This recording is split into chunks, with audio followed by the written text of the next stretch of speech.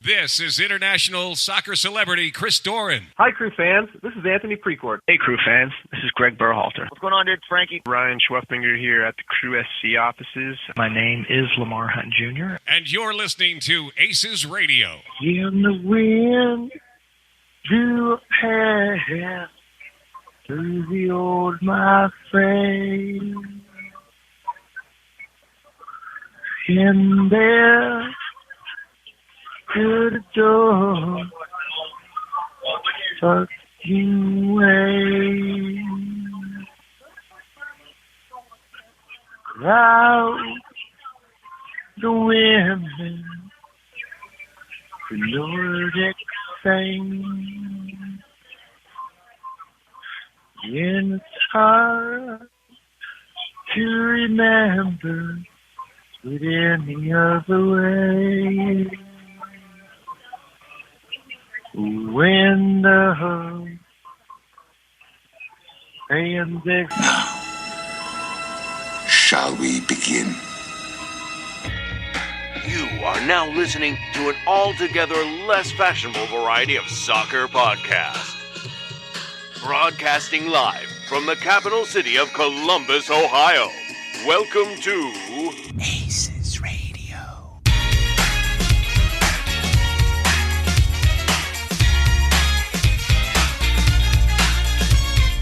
They're in your face, they're a little different. I think it's super cool. I love them. Jamie, ignorant slut.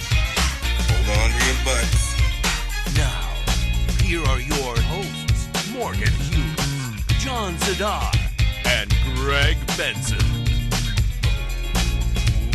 Yeah, baby! Ignorant sluts, shitlords, and celebrity fans alike. If you're hearing the sound of my voice, it's already too late. You're tuned in to the latest, the lamest, and possibly last episode of ACES Radio. It's a Buffalo Bills podcast only. Coming up tonight on the program, Cruisers FC suffer another come-from-ahead loss, this time in Foxborough against the Revolution. The panel will discuss. Cracking the Code makes its triumphant return as we try to decipher what Anthony Precourt means when he uses words. Man balls are given out. Again, John, I remind you, that's figurative, not literal, so do us all a favor. Keep those PFGs safely tucked away in your pantalones. Then on segment 2... the rarest of all rare treats is a celebrity guest, unlike any other, which we don't mean as a compliment, stops by the show.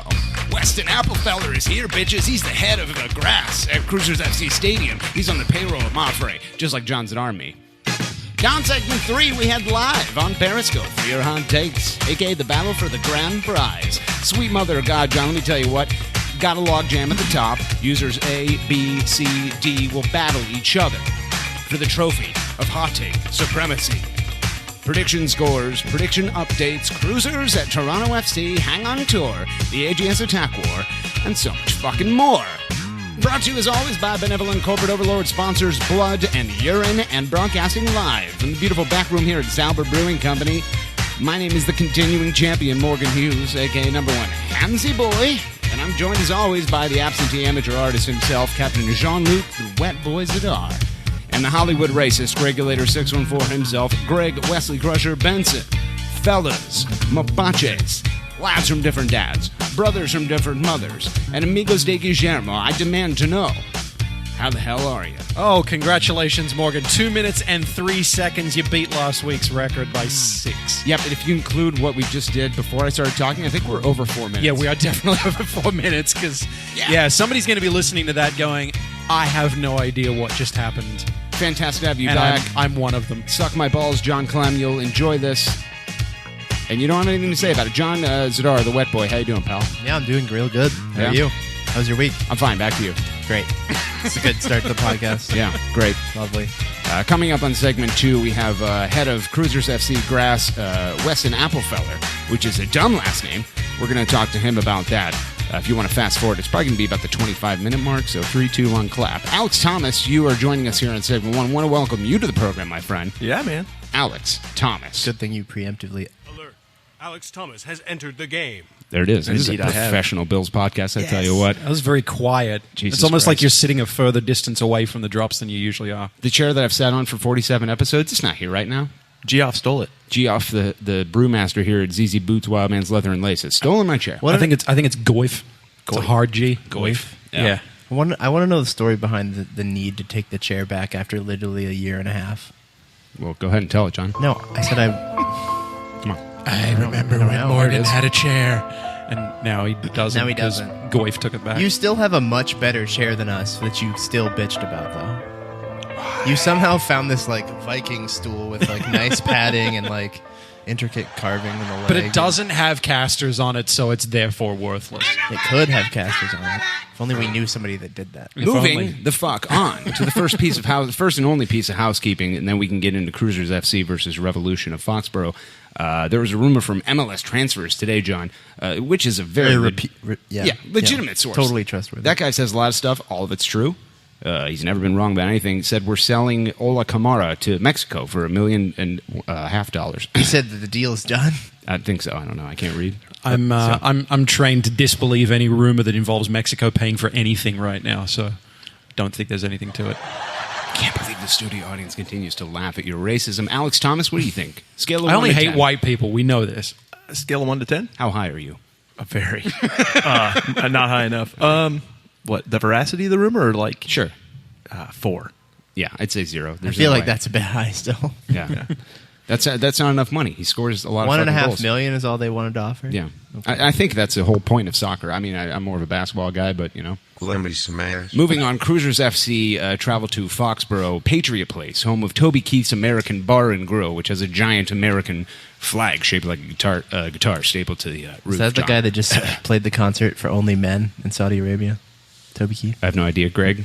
I think so, yeah. Okay. I think that's actually what happened. Yeah. He might still be in Saudi Arabia. I don't know. I don't really care. Maybe they won't. I've actually send him met back. Toby Keith, weirdly enough. What? Yeah. Talk to us about that, Greg. When I was working in car sales in Arizona, Toby Keith was doing Ford commercials at the time.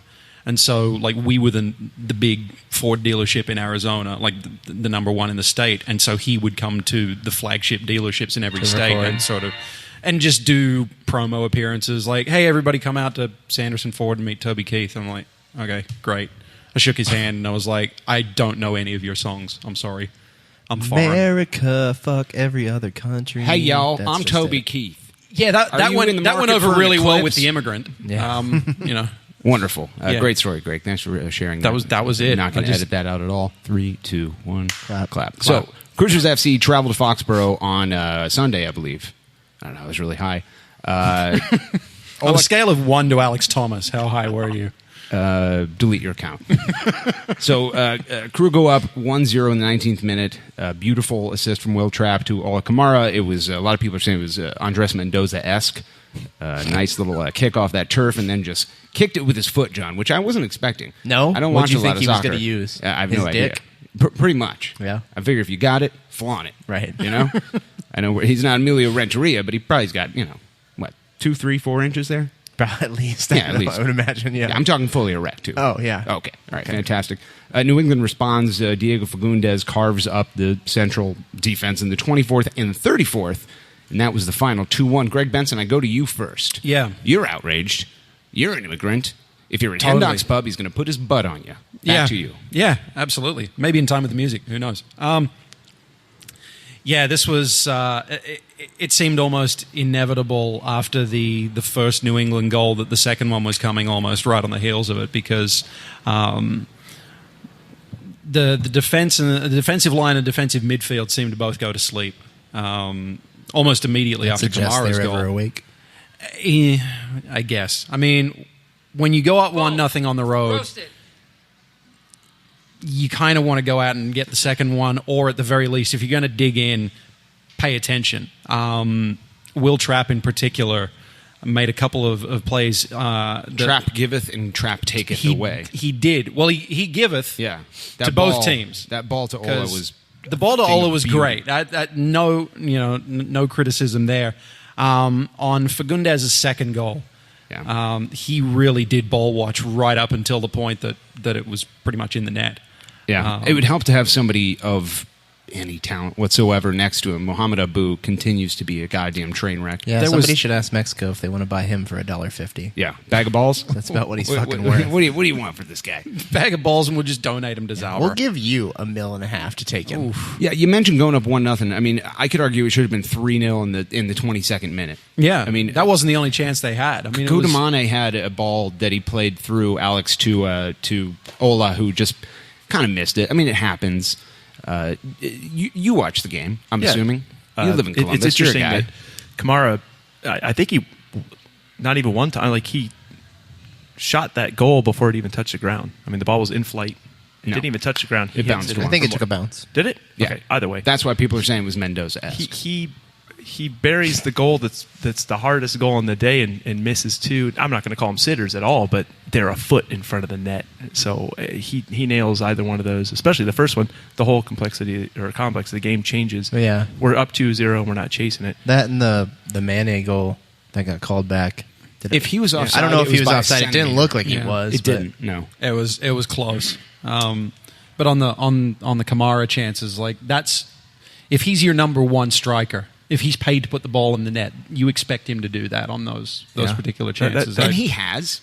Yeah, I'm not saying he's perfect. He's going to score everyone, but it's tough to run and then hit something with your foot. Yeah, there was one. You can look back analytically and say that was one of the key reasons that they lost. That's one of those high percentage expected goals that Berhalter loves to masturbate to.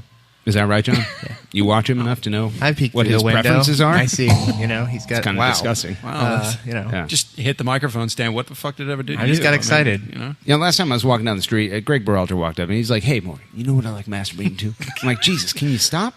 Every time I see this guy, I don't need to know this. That's what he's always doing out in the cities at the away games when we see him. Yeah, just walking around he's masturbating. Just like watch. Yeah. Yeah, don't shake his hand. He just got back from a local park where he was masturbating to expected goals. Well, we've done it. It's 12 minutes into the show, and we're officially the worst piece of shit. I love that we've done this in front of actual front office employees. Yeah, now. we do. We have 3 front office employees sitting here. Maybe that's why we're so aggressive about masturbating tonight. Because that's what we're doing. We're showing off. Alex Thomas, your thoughts? Yeah, man. Yeah, no, back to actual soccer talk before we jump ship and talk Bills for the rest of the show. Again, that ball to Ola from Trapp was one of the prettiest things I've ever seen in my fucking life. That was so good. Another thing that struck a chord with me was Adam John coming on, and I think he came on for Abu, and I think the 73rd. He had a breakaway that was credit to Miram. It caused this turnover in the midfield, and it was Adam John and the keeper and a couple guys defending him on his flank, and he could have taken his time, but he probably shot from 30 yards out directly into the hands of whoever the fuck is playing Bobby Shuttleworth's position at this point. And you just got to do better than that. We re-signed the guy because he can do better than that. Yeah, I mean, he very clearly was like on a contract year last year. It was just like, I got to get my money, and now he's got his money, but he's not playing as much as he was last year either. So we'll see. He'll get a lot of opportunities in the Open Cup. We're going to make a big run. Everyone knows that. Yeah. I thought that New England defended Justin Merrim pretty well. He's been on a tear, and they kind of made him a non-entity in the game. That's not to say that he, of course, occupies bodies from a defensive perspective, and that opens up the rest of the game. But credit where credit is due, the Revs did a good job with Merrim. Yeah. Aside from the result, I mean, that was a really entertaining game to watch. It was super high energy, back and forth. And it's another one of those games this year where you feel like the better team lost. And we've been on one end and the other end. There's been a few of those, yeah. And, we're playing Toronto, which, we said earlier in the Both season. Toronto games were that. Yeah. I mean, are those goals against us lapses on the defense, or is it just a result of our shape and how many guys we're throwing forward? I almost feel like... Probably both. I mean, there was I don't know how many people saw it. Excuse me. Patrick Goldan posted a quote from Pogatetz from, whenever that was. I'm sorry, you mentioned the Massive Report? No, that just plays automatically. Exclusively the only useful person on that podcast. Oh, boom roasted. I don't know how whoever's left on the show comes back from that. But it was a quote where Pogatetz was saying, like the way that we play, we're just going to give up You goals. could stick the best defenders in the world out there, and it's still going to be a tough task for them to accomplish because of how high everyone presses, especially the outside backs. Just like I don't know if I agree with that. Gaston Sarro, when he's on the field, seems to be the thing that makes that not true. No, I don't necessarily agree with Pogatetz. I just thought it was an interesting thing that I would saw never disagree today. with him to his But face. is that because Sarro's back there because he doesn't have the wheels to get up and down the field? He's almost there because he doesn't have the tools to run. Well, I with mean, the team. that doesn't necessarily. That's not a. You say that like it's a bad. No, it's thing. not a bad thing. It's just It's just different, you know. Yeah, I mean, so yeah, it allows- maybe that's what we need is whether you have the wheels or not. Maybe we need someone that sits deeper Couple guys and stay can home. see, those runs because that we're getting burnt. Maybe Mensa's too far up. I think Gaston actually has an inbuilt speed detector that detects when he runs above 2 miles an hour. He's and governed. activates the emergency brake, just like, dude, you're about to hurt yourself. Just don't do that. We'll find out next year, won't we? Yeah, maybe. Are we talking about Gaston Sarro? He's never playing again. There's no way. I don't know about that. No, he's done. That kind of injury, I can't see that happening. I mean, it's like a degenerative ligament thing. If you come back from that, you'd be... No, they replace his leg with a horse's leg. Oh, is that how it works? Yeah, he's John? fine now. I think I have a. He's sound a quarter of horse. centaur. There it is. That's a horse. No. Yep. No. And they're like, "Oh, I'm a horse." That's what it sounds like. All right, anybody got any else? That's what Morgan refers to when he has horses under his hood. I didn't really get to see the first game that Mane played, but I did watch this one, and I wasn't particularly impressed. I'd still think I would like to see Nico Hansen given another shot at starting. Small sample size. You know, when you when you do see him, he had that, like we said, that beautiful ball to Ola that should have been a goal. He got a goal called offside that was questionable at best. So yeah, you can say small sample size, but you could also argue that Nico's has been a small sample size, and I have been impressed with his small sample size more than Mane's. And you do have Ethan Finley back to full training this week. So Thank God. Bergherger has a. Excited to watch him do. Was he nothing. injured? Yeah. Okay. He had a I was yeast wondering pride. if he was still on the team. His pride was hurt. Okay. Todd's going to hate this. He'll get over it. Well, what if I told you, John, that there was a cure for the scourge that is being offended by the number 17 Bills podcast inside the Outer Belt 270? I'd probably say something stupid in return, like I usually do. Is that right, John? Yep. Well, right you are. They say the only cure for the scourge that is Buffalo Bills AFC talk is knowledge. And now, Yeah, it's knowledge. an ACES radio exclusive. What does it all mean, Panther? Cracking the code. They say it. Everything we do is for the city. What? We explain it. Who we are is for the city. You reap the benefits. What? They speak English and what? What? English, motherfucker! Do you speak it? Yeah! And it's all for Columbus.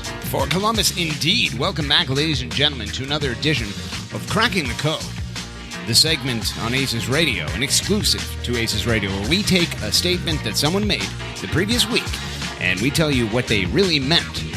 And that's what we do, John. Your thoughts? No, I know. I really want John Zidar dead. Jesus Christ, Glenn Dennis. Fantastic. This week, this is going to be the meat and potatoes of segment one here. So we're going to go now to Anthony Precourt, a.k.a. Tony Aces, owner of Columbus Cruisers FC and Monterey Stadium, built by ZZ Boots, Wildman's Leather and Lace. He tweeted this earlier this week, and I traveled to insert state that he lives this week, and I put a microphone in front of his face, John, and I said, Aces, can you repeat that so we can talk about it on the podcast? And he said, Morgan, let me tell you what, you smell great, and I'll do whatever you say. So in 3, 2, 1. Top team in table right now is 7 wins in 13 matches. We have 6 wins in 13. So keeping sight on the horizon, something to build on. Hashtag CrewSC. Hashtag yellow swag 24/7 blaze.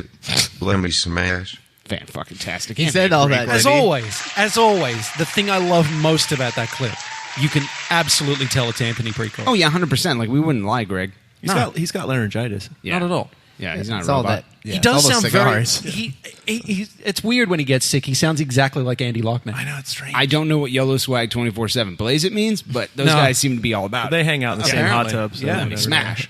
So Aces tweeted this thing this week, and John, I really want to talk to you about this because you kind of had a little back and forth with Aces you himself. used the edited version there that he deleted. Yeah, he did delete that, I so know. that's why I had to travel to Colorado and find him and put the microphone in front of his face. People were very upset about that. Very upset. Why don't you go ahead and tell us why you were upset about that statement? What you played or what he really said? What did he really say? It was that exact thing, but he started it off with saying that like cheering for soccer takes a specific mindset. Oh yeah, that's right. Yeah, and that's what made people mad. Okay, why? Just because I feel it's fucking condescending. Why? Because we've all been following this team for over 20 years. We don't need you to tell us how cheering for soccer works. Why did you think he was trying to tell you how to cheer for a fucking team? Because I think he's kind of derp when it comes to speaking social media and like public appearances, and I don't think he thinks about things before he says them. But he replied to you. What did he say? Yeah, he apologized and said that he didn't mean for it to come across that way. And then you guys got in a little back and forth. And I said, I can't remember what I said. You said you were going to fight him outside of B-Dubs. Oh, is that what I said? Yeah, you said meet me outside of B-Dubs? Yes. Rough lads. Yeah, I do recall saying that now. Yeah, no, it's another one of these things like we talked about a couple weeks ago with Loughnane saying that, talking about attendance, and everybody got super fucking pissed. I think it's just like, it's whatever. I mean, different people read into it what it is, because it's online, it's just text. So like the tone is what you infer. And I just feel like that and the Loughnane thing, like I love these guys, but like sometimes the tone, whether intentional or not, just feels a bit preachy and a bit like adults speaking to children kind of thing. And I think it comes across as disrespectful, and people read it as such, and then they get upset. Do you think that there's any? So if I were to say to you, and this is just me talking, right? This is just a guy. We're just friends, John. Nobody listens to this shit show. If I were to say to you, soccer fans have a propensity to want to be offended and to want to be oppressed, and they will take any fucking thing, no matter how stupid and irrelevant it is, and create this thing out of Play-Doh that's like, this is what he really meant. He was trying to oppress us and tell us how to fucking cheer for the Crew. I've been a fan since 1996. My dad took me when I was 5 years old to Ohio Stadium. How dare you? Like, get the fuck over it, dude. Do you want to know why Anthony Precourt doesn't tweet that much anymore? Probably because Scott Sedley won't leave him alone. Because every time he says anything, the guy can say, I enjoy the song Patience by Guns N' Roses. And people are like, oh, here we go again with our absentee fucking owner listening to Spotify instead of going and searching for a new manager. And he gets this shit every fucking time he tweets. And it is no goddamn wonder that he doesn't say anything anymore. Now, it's one thing, and like Greg and I were talking about this before the show, and I apologize for getting ranty, but I just got to fucking unleash this.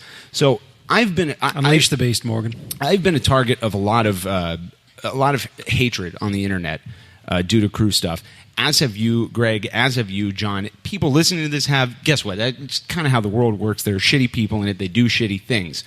And I'm not comparing like myself to Anthony Precourt or Greg to Anthony Precourt or anything. But what I can tell you is that when you have a lot of people on your fucking ass for every little tiny goddamn thing you do, whether it's one thing or another, whether it's good or bad, you don't want to talk as much. You don't want to participate as much. Now, that's one thing if you have some shithead who paints banners. You know what? If that guy goes away, some other shithead will start painting banners. When you do this to the owner of your fucking team, the guy who pays the bills, there isn't another shithead around the corner that's going to pay the fucking bills. So can we remember for 5 seconds that there are human beings behind Twitter accounts, and if you're just trying to be funny, that's fine. But remember that not everybody has the same sense of humor as you do. You need to take it easy and remember the human on the other end. Because we need this human to pay the bills. And if the bills don't get paid, the soccer team doesn't play, and then we have to be angry about something else. And you can move on and ruin the Buckeyes if you want. But God damn it, Dan Lally not having that. Back to you, Alex Thomas. I wholeheartedly agree. I also think that there's a little bit of to John's point, context is lost on Twitter. Yeah. It's such a wonderful platform for so many things, but context is probably the hardest thing to grasp on that. And it's interesting that Andy and also ACES, maybe made the mistake to choose to voice some opinions so quickly after the whistle blew. And I think that when you have an opinion, it might be better off to take a couple hours and simmer on it and maybe rethink. I tweeted this on Monday. This is 24 hours after the fucking game. Okay. Well, I don't know. My problem was I didn't really get upset about what he said. I mean, I know a lot of other people were, and so I decided to tweet at him and to kind of express that message. But it was just, I think I was just disappointed that they're not more thoughtful when they go to post these things. Like, and when you can say like, oh, we're just human but this is their job. Like you need to sit there and type it the fuck out, and then sit there and wait 5 minutes and read it again, and then like, well, you want authenticity, or do you want built not bought? Which one you do can want? you can be authentic You want and still corporate be businessman crew aware union? of how you're speaking. That's not his job, though. It's not his job to Okay, sit well down and then- compose carefully thought out tweets. That's fine. I But understand. then I don't understand get that there's a bitchy and certain whine about level. backlash. No, He didn't. I understand. There's a certain. Now I didn't say he did, but you're acting like it's unfounded, and I don't think You're the one. No, I don't at think some tweeting point- criticism at the owner of the team is inappropriate or uncalled for. No, That I is think certainly not I what think I at said. some point Yeah, he it is. got to the stage hate where you. he realized, as I'm sure any of us have when we've tweeted something or posted something on Facebook or whatever, he's got to the point where the comments have clearly missed the mark, or are from people who've clearly missed the mark, or at least in his mind, he's like, okay, this means what I think it means when I write it out, and something's been lost in translation along the way, and somebody hasn't quite got the message, and they've responded with backlash, and eventually he's got to the point where he's just said, you know what, fuck it, and just deletes I it. can't win. And it's a, dare I say, massive reason why I'm not on Twitter anymore. Well- because you get to that point where so much stuff goes. Yeah, I'm glad everyone loves that. You get to the point where so much stuff just seems to go over everyone's heads, and when you factor in, and this is what we were talking about when we had the Loughnane quote, that there are few groups, I won't say no groups, but few groups that are more professionally offended with as few reasons to be offended as soccer fans are, especially here in the US. And this fan base is no different. We spend days, weeks, months, post after post on social media, naming and shaming people for not supporting the right way, calling people out for doing whatever. I've been watching this for the past 5 years I've lived in this city. And now all of a sudden we hear a quote from the owner of the team that says, oh, it requires a certain mindset. And now we're pissed off. Really? Yeah. I'd prefer it. I'm kind of with Morgan in that I like the fact he's throwing his hat in the ring, Mark Cuban-esque. I don't want some hidden figure guy that. Yeah. Well, it's fine. I told him during the conversation that I appreciate his visibility and that his engagement with the fans. Yeah, totally. I wasn't like, I just was trying to make him more conscious of like the things that he said, And because your- I feel and your like comment as a wasn't- professional and like individual, like if he wants to avoid this ridiculous reaction from people, then like that's what it takes. Like, Yeah, unfortunately. you got to take those extra few seconds or that extra minute and just consider how it could be misread. All right, so Like, how better can he verbalize the fact that he's listening to a certain song on Spotify without What? Did that really outraging? happen? Yes, it fucking happened. No, sir. I swear to you, it Shut did. I don't know what you're No, referencing. that's fucking Important lame. distinction here. I'm not Capo Morgan. I'm not telling you how to feel. I'm not telling you what to tweet. You can do whatever the fuck you want. I was going to say, we got one of those already, Right, mate. I'm just asking you to think about the human for a second. Look, okay, so before the second leg of the Montreal series in 2015, I saw somebody tweet at ACES calling him a racist for LTA having to sit in the South Stands for that game. Didn't LTA buy their tickets late? Yes, they did. Yeah. They bought their tickets like the day before the game, which Yeah. is why they had to sit in the South Stands. Like, and I'm not even asking you to do some research. I'm just telling you to think about the human on the other end. Anthony Precourt getting a text alert on his phone that says, "Oh, Crew fans are calling me a racist right now because of this group that I've never even fucking heard of," and he's trying to get excited for this game.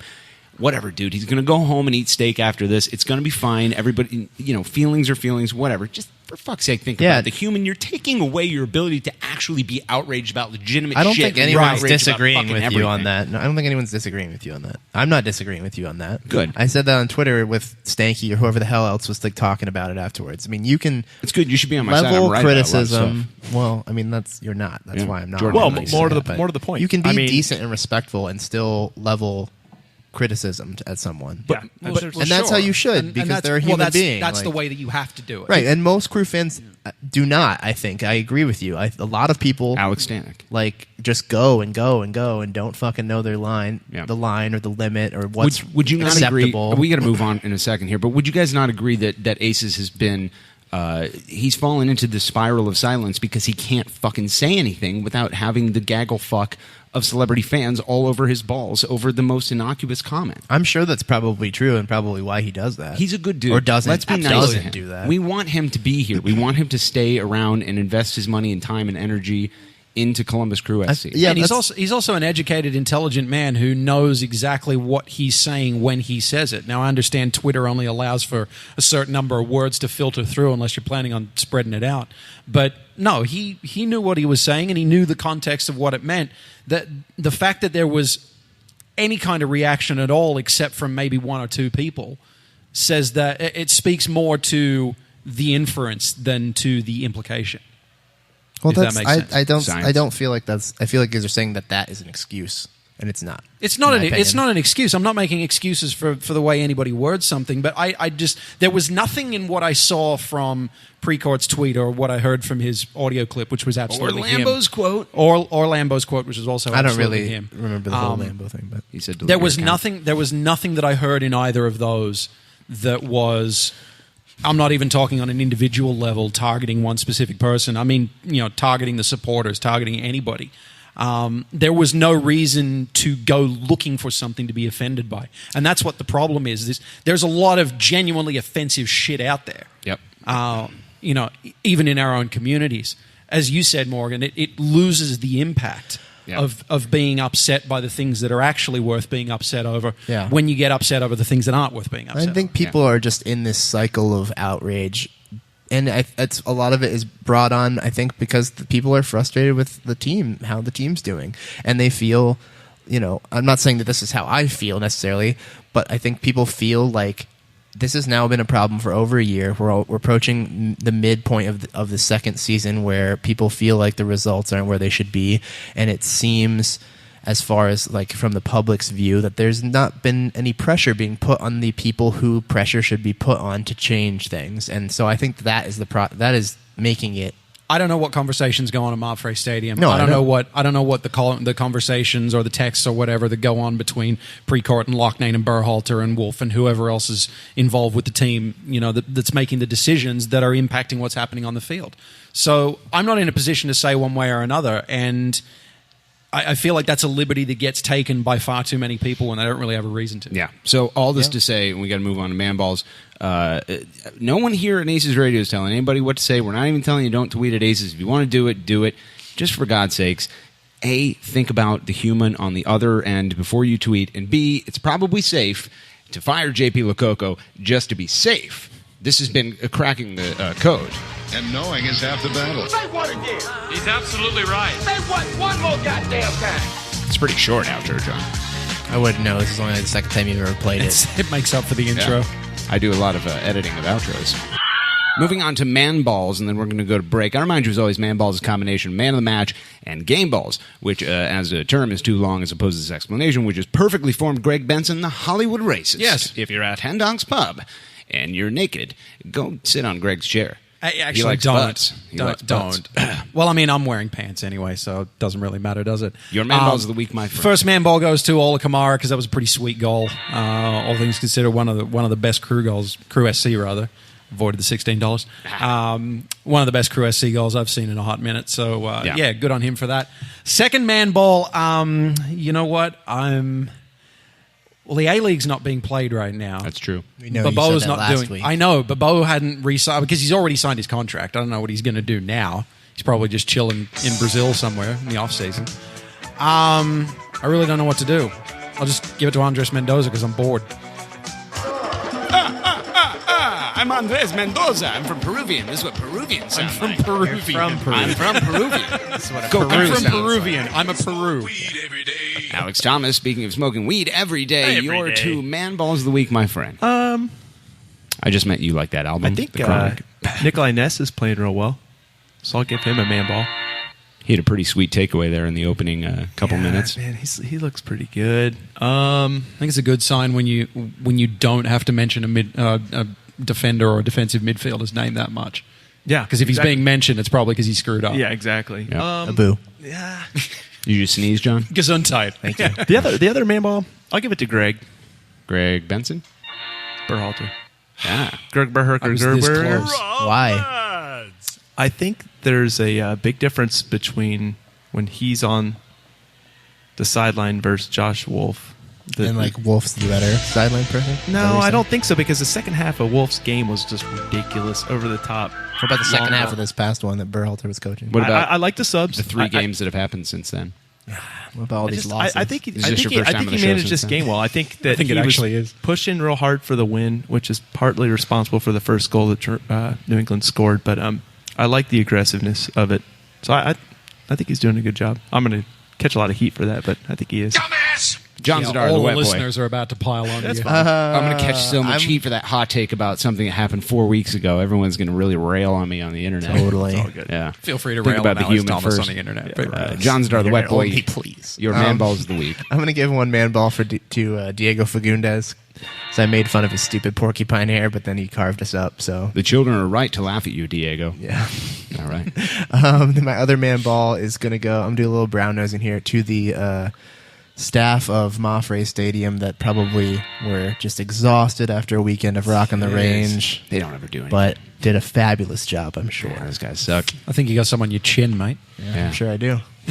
I said I was brown going in. And in you went. You were given the bulk.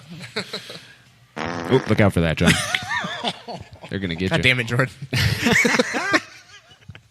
My first man ball of the week goes to Zach Steffen of Columbus Cruisers FC. You got hung out to dry twice, my friend. That was ugly. It would have been nice to have a little bit of help. My second man ball of the week goes to none other than, I'm going to switch it up, Greg, Andres Mendoza of Cruisers FC for being perhaps the greatest player in franchise Unless you're history. going to give it to Bobo just to do the role reversal thing. No, I would never do that. That's dumb. I don't watch Italian soccer. If you've enjoyed the shitlord around segment 1, I've got some terrible news for you. We're coming back with a fresh celebrity guest on segment 2. Our first official front office employee will join ACES Radio. Fuck you, JP. Sweet Jesus, what has become of us? Defending ACES. Having employees on the show. Stick around. ACES Radio. Here we go, here we go, here we go, here we go. Now we blasting off into the ozone. The way we kick it in the dojo is local for show. That we paving the road that's opposed to the dodo.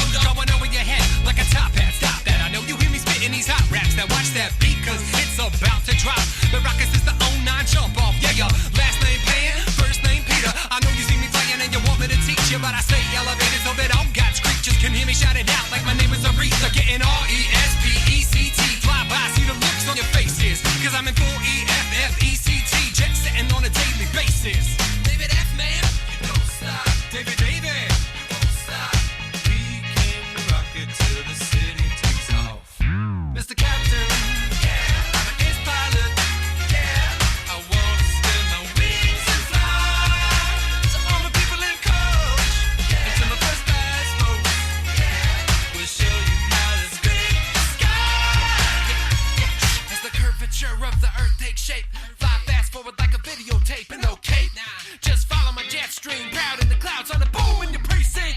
I'll have no trampoline, black box in the pocket of my jet jeans. Shine with the stars so bright, even NYC sees me. Get that? Yeah, baby.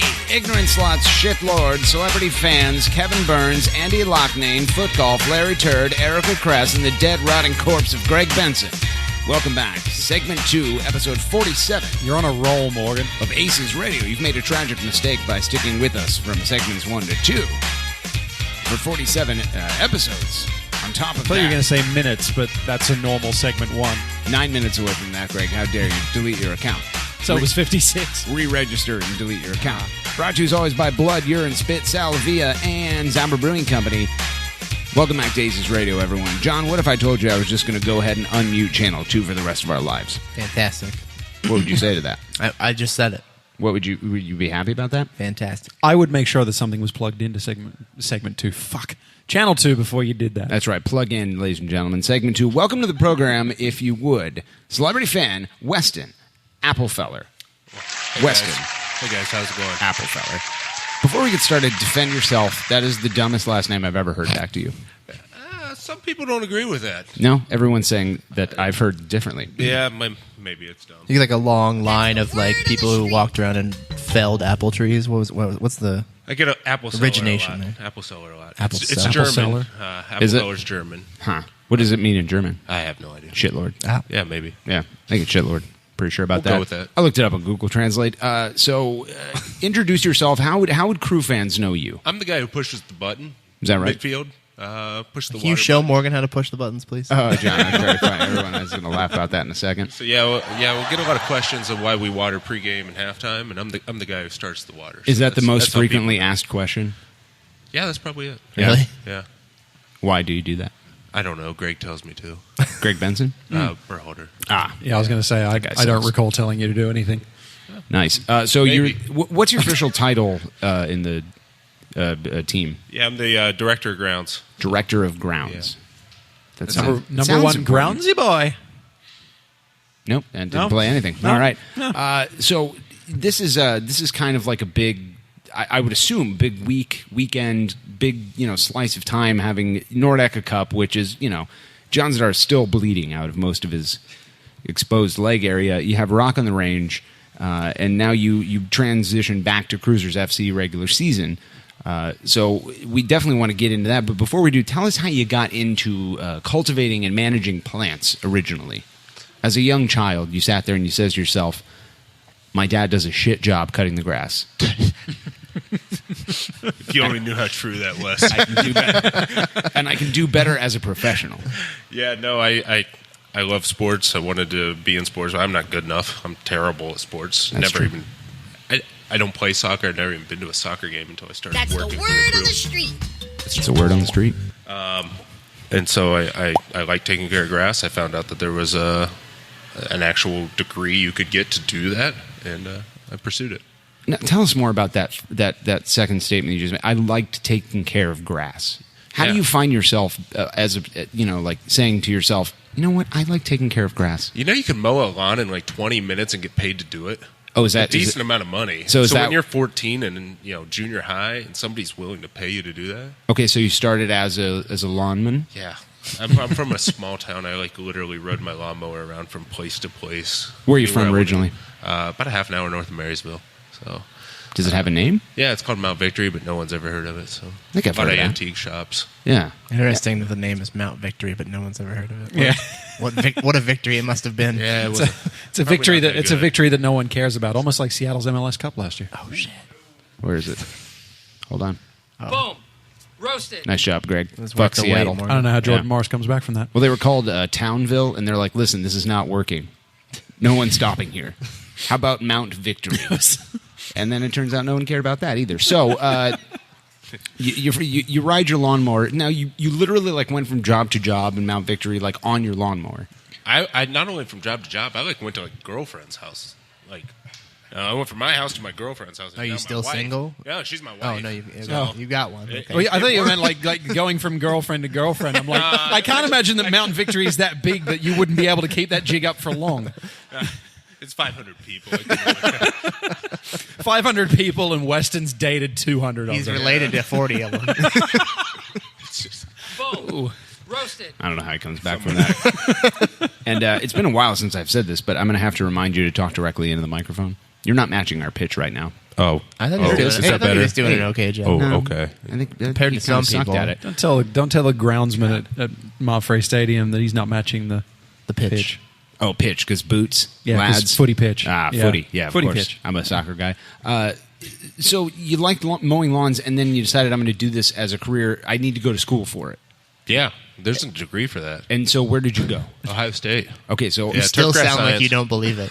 There's a degree for it. I can't believe I graduated still. That's the shocking thing. So in case people don't know it, Ohio State has the prestigious degree for what's it called? turf grass science. Yeah, they have Turf pretty good science. ones. Yeah. Okay, and so was it tough to get in there? Was it challenging to apply and get accepted to that program?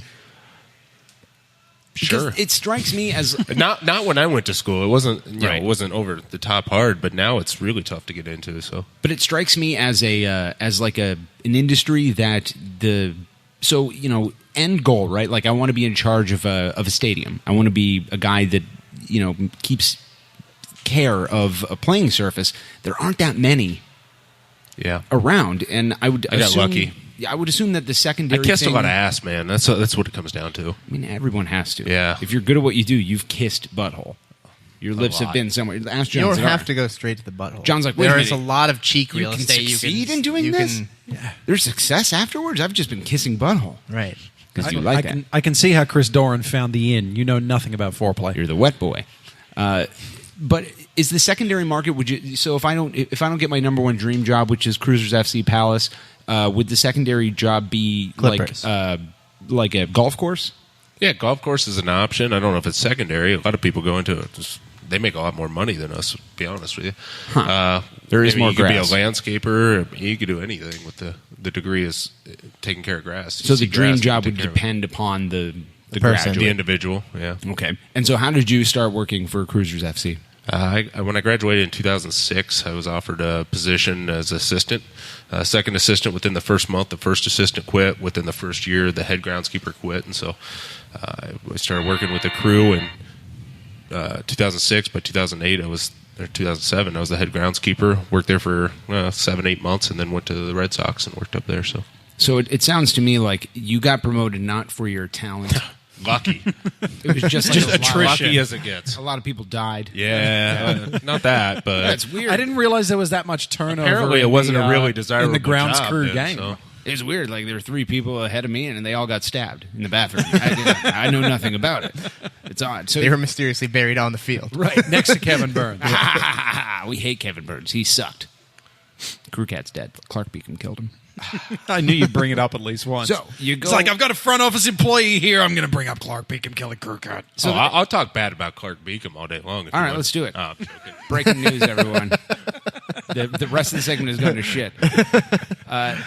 So there's a stop between you worked at the Crew SC and then you went to the Boston Red Sox. Yeah. So what was that like? Crazy. The differences in use of the field, I have to imagine, are somewhat significant in that they pretty much just play baseball there. Yeah, and there's a lot of people that take care of one baseball field there. I think we had a staff of 35 to 40 that took care of the one field there at Fenway Park. A lot of tarps, a lot of working on dirt, not much working on grass, so completely different. Yeah. Why is that?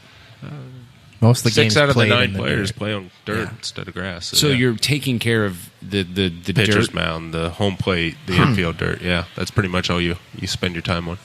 Wow.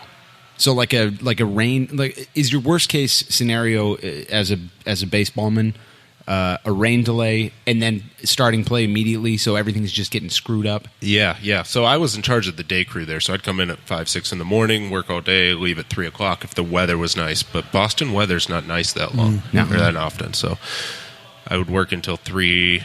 And then it'd get changed back to 5 because a rainstorm would come in, and then it'd stay there longer, and it'd go to 7, and the next thing you know, it's midnight and you're still there, and then you got to be back in at 5 in the morning the next morning. So Jesus, oh my God! But then, how long were you in Boston? A little over 3 years. So you come back to Columbus. I had a stop in Philadelphia. I worked for the Union for a season. Oh, that's right. I knew that. Not many people know that. So you went to Chester. You said to yourself, Chester's an interesting place. I haven't been almost murdered enough in my life. Yeah, funny story about Chester is I had my mother come out and visit Chester and check out the area. And I Trying took to her get to the her killed, stadium to see it. I lived in a great place in Philadelphia, which there's a few of them. Yeah. And Where'd you I took live? her Media, great little town. That sounds made up. It's real. It's right near It's Mount Victory. fantastic. Yeah. Townville. I took her to the stadium, and as we're pulling into the stadium, they have a gentleman laid down on the ground, arresting him within, 30 feet from the stadium entrance. So it was a good day. It was a good day in Chester. Yeah, he got arrested. He didn't make it Welcome in. to Chester. So, yeah. Jeez. I've that's a terrifying place. It's a terrifying place. It's a gorgeous stadium, but just in a terrible area of town. So. Yeah. And it has a beautiful backdrop, and you watch it on TV and you go, man, what a cool area that must be. Brian Allen 87, hello. Welcome to the program. And then you go there and you're like, Jesus Christ, if we leave this place and we're alive, I don't care how the team did. If we it's a leave, we're success. doing it with a police escort. Yeah. Drive Because- fast. Yeah. Yeah, no shit. So you goes to Boston, you goes to Chester, and you says to 1 yourself, year there, and then come back to Ohio. what brought you home? Just the thought of coming home. So Being close to Mount Victory? yeah, I had a kid, and I needed the free babysitting. So Yeah, true. Get back near the grandparents and. Nice. How did people in Chester react when you started driving your lawnmower to and from? That's really what drove you out. I wasn't fitting in real well. Yeah, but I didn't pay any He got lawnmower traffic jacked was one interesting, time, too, and he's so. like, I got to leave. Yeah, absolutely. Boston traffic on a lawnmower, terrible. So I had to get out of there too. Fucking A. So tell us, if you've been to Hunt Park, brought to you by ZZ Boots, Wildman's Leather and Lace, and Montferrat Insurance, you've seen this little area on the right side of the scoreboard if you're facing the stadium, and it's called the Ground Pound. Yeah. Talk awesome. to us about the Ground Pound for a second. Give us a little behind the scenes. So Ground Pound was named in, when the stadium originally opened by original groundskeeper Darren Daly, and it's just where the grounds crew, facilities guys hang out. So it's got a couple couches in it, a TV, and basketball hoop. It does have a basketball You guys hoop. ever take that thing out? I've never seen it out. It originally was out. We had a couple of games the first couple of weeks. I throw a lot of elbows. I dominate. No one wants to play with me anymore. Is that right? So, a lot of elbows. You strike me as a rough lad. A lot of elbows. Yeah. So it's hidden in there. A lot of Taco Bell lunches have been won on that basketball hoop. I spend a lot of time during the workday at Montferrat Stadium. Yeah, you don't work much. No, I don't. Can confirm. You see me there, you know.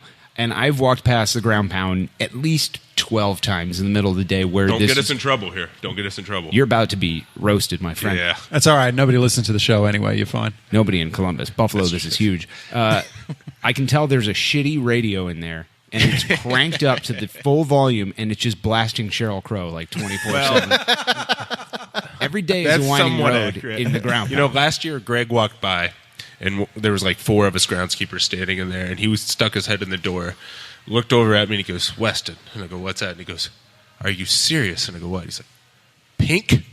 You're playing Pink right now?" Pink's awesome. I didn't even realize like 4 groundskeepers are sitting in there listening to it, and we were enjoying every bit of Pink. So, yeah. I have to imagine you listen to 93.3. I don't know what it is. I don't control the Yeah. radio, but it's pretty good. Got confirmation. Getting thumbs up. Another from ground the, pounder Getting sitting over thumbs here. up from the handlers. 100%.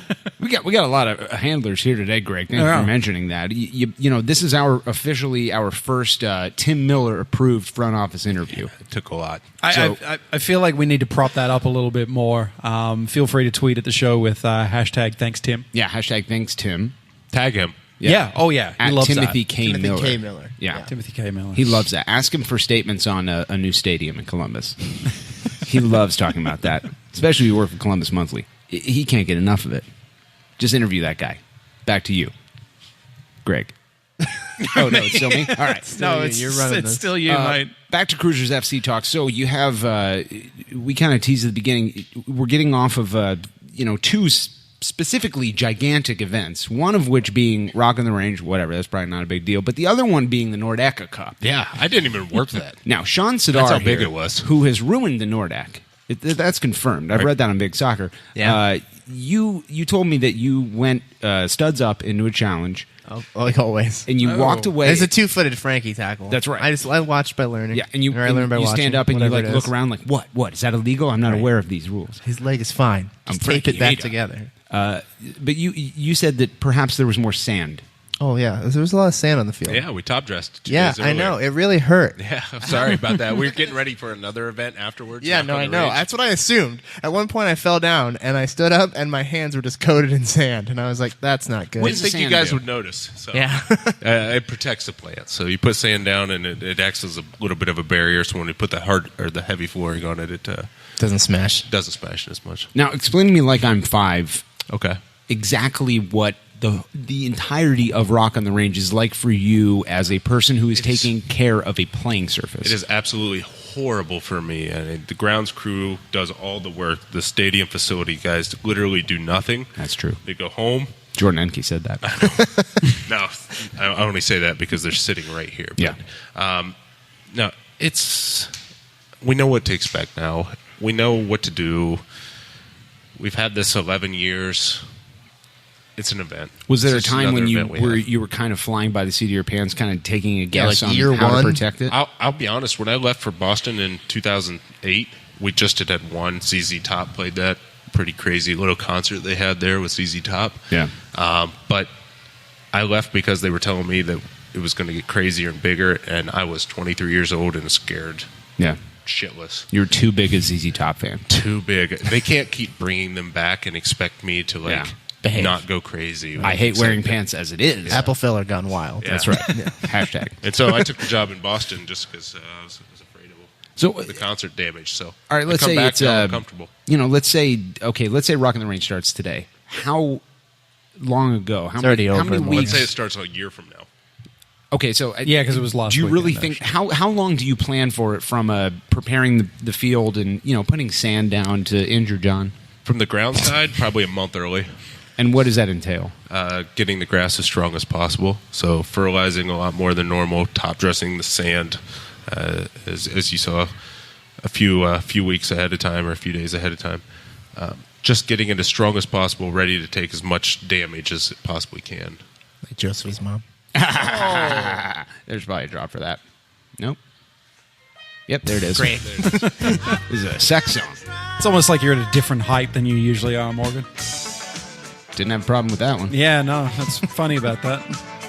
Okay, so he went for the Wilhelm scream about 4 times. So you before start he finally prepping got a it month done. in advance. month in advance, Yeah. and then so the concert starts on Friday. Is that right? Yes. When does the hard surface go down? Wednesday night. It'll go down Wednesday night. It comes up Monday early morning. So Why Wednesday night? Because people are setting up? because Jordan Inky tells me it has to go down Wednesday night. That guy sucks. He does. I'd much rather go down Thursday night. Yeah, we hate Wednesday him. night it has to go. So it goes down, and if I'm remembering correctly, there are like tiny holes. There's holes that let the water through and let the grass breathe. It sets about 1.5 inches up off of the grass surface. And what Hard would happen if plastic. the holes weren't there? The water would sit on top. The grass wouldn't breathe. It would suffocate. It would die. How quickly does grass die? 4 or 5 days. That doesn't seem like. Given seems the like- right scenario. I mean, we have tents in the stadium that they'll pull up the flooring and it'll be down for like 3 or 4 weeks and the grass will survive. So Okay. Yeah. All right. So what's worst case scenario? Is it a drunken ZZ Top fan puking in one of those holes? worst case scenario is the mosh pit gets a little bit too crazy and works the floor loose. The floor comes loose, they get to the grass. Has that That's happened? worst ca- No, never. Thank Christ. Yeah. All right. So you brought you took the top off this week on Monday. You said. Yes. How did it look? Pretty good. Yeah. Any trouble spots? Had a couple spots where a fan or two got a little bit too intoxicated. And So you can needed tell. to relieve their. So can you tell the difference Yeah, between you can like John taking a piss and me just vomiting? No. No. No. Any body It's usually fluids? vomit.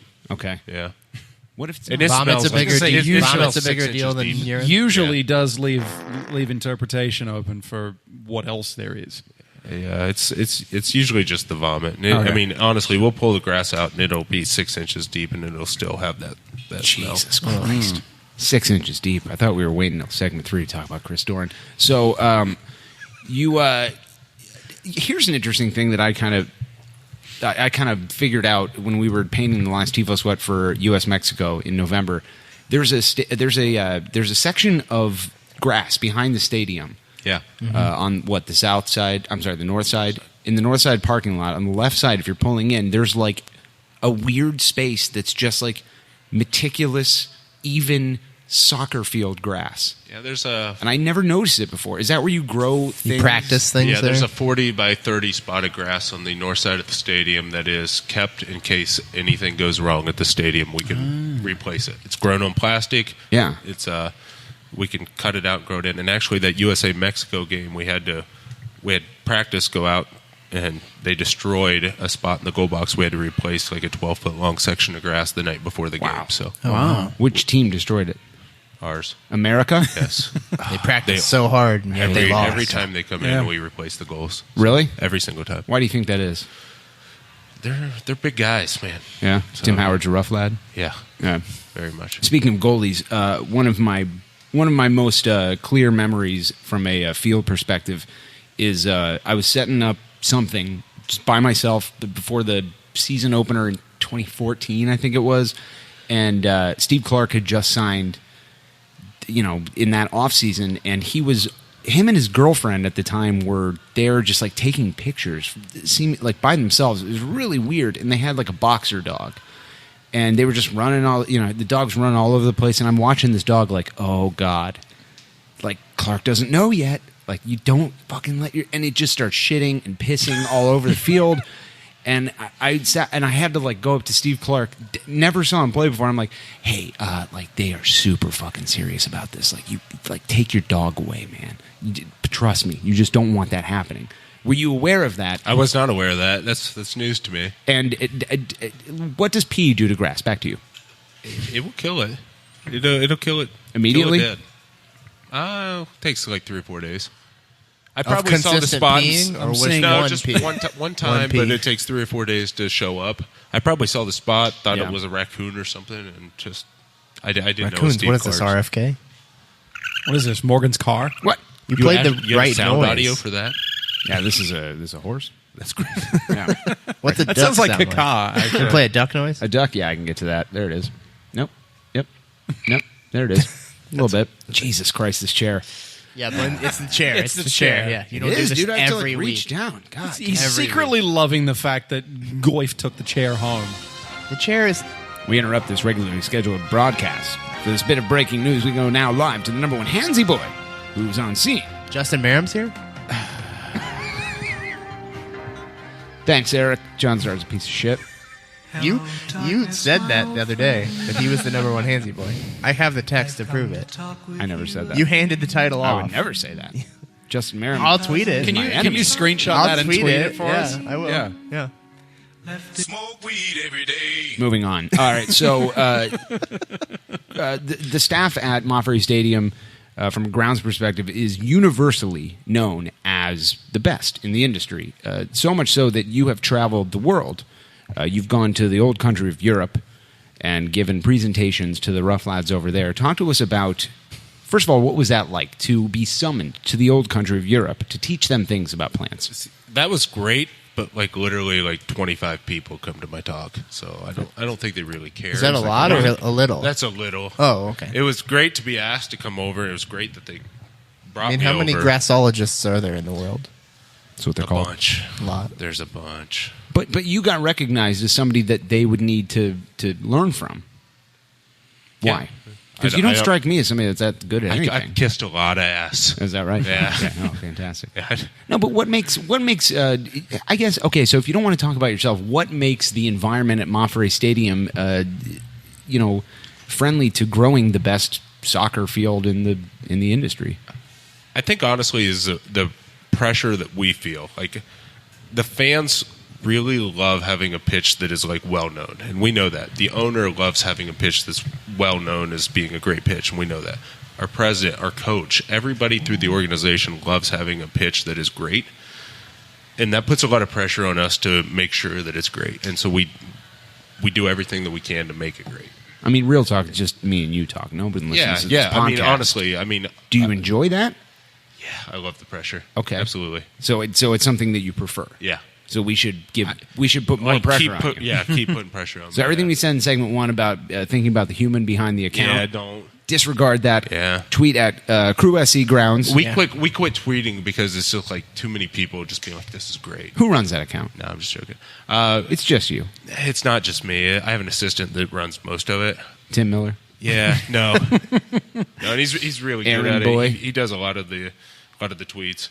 Tim to you the can tell ground it's me pound. if it's like a real smart ass answer. That's really it's me putting it in. Nice. I remember hearing a story about the construction of Moffrey Stadium, which was then known as ZZ Boots Palace.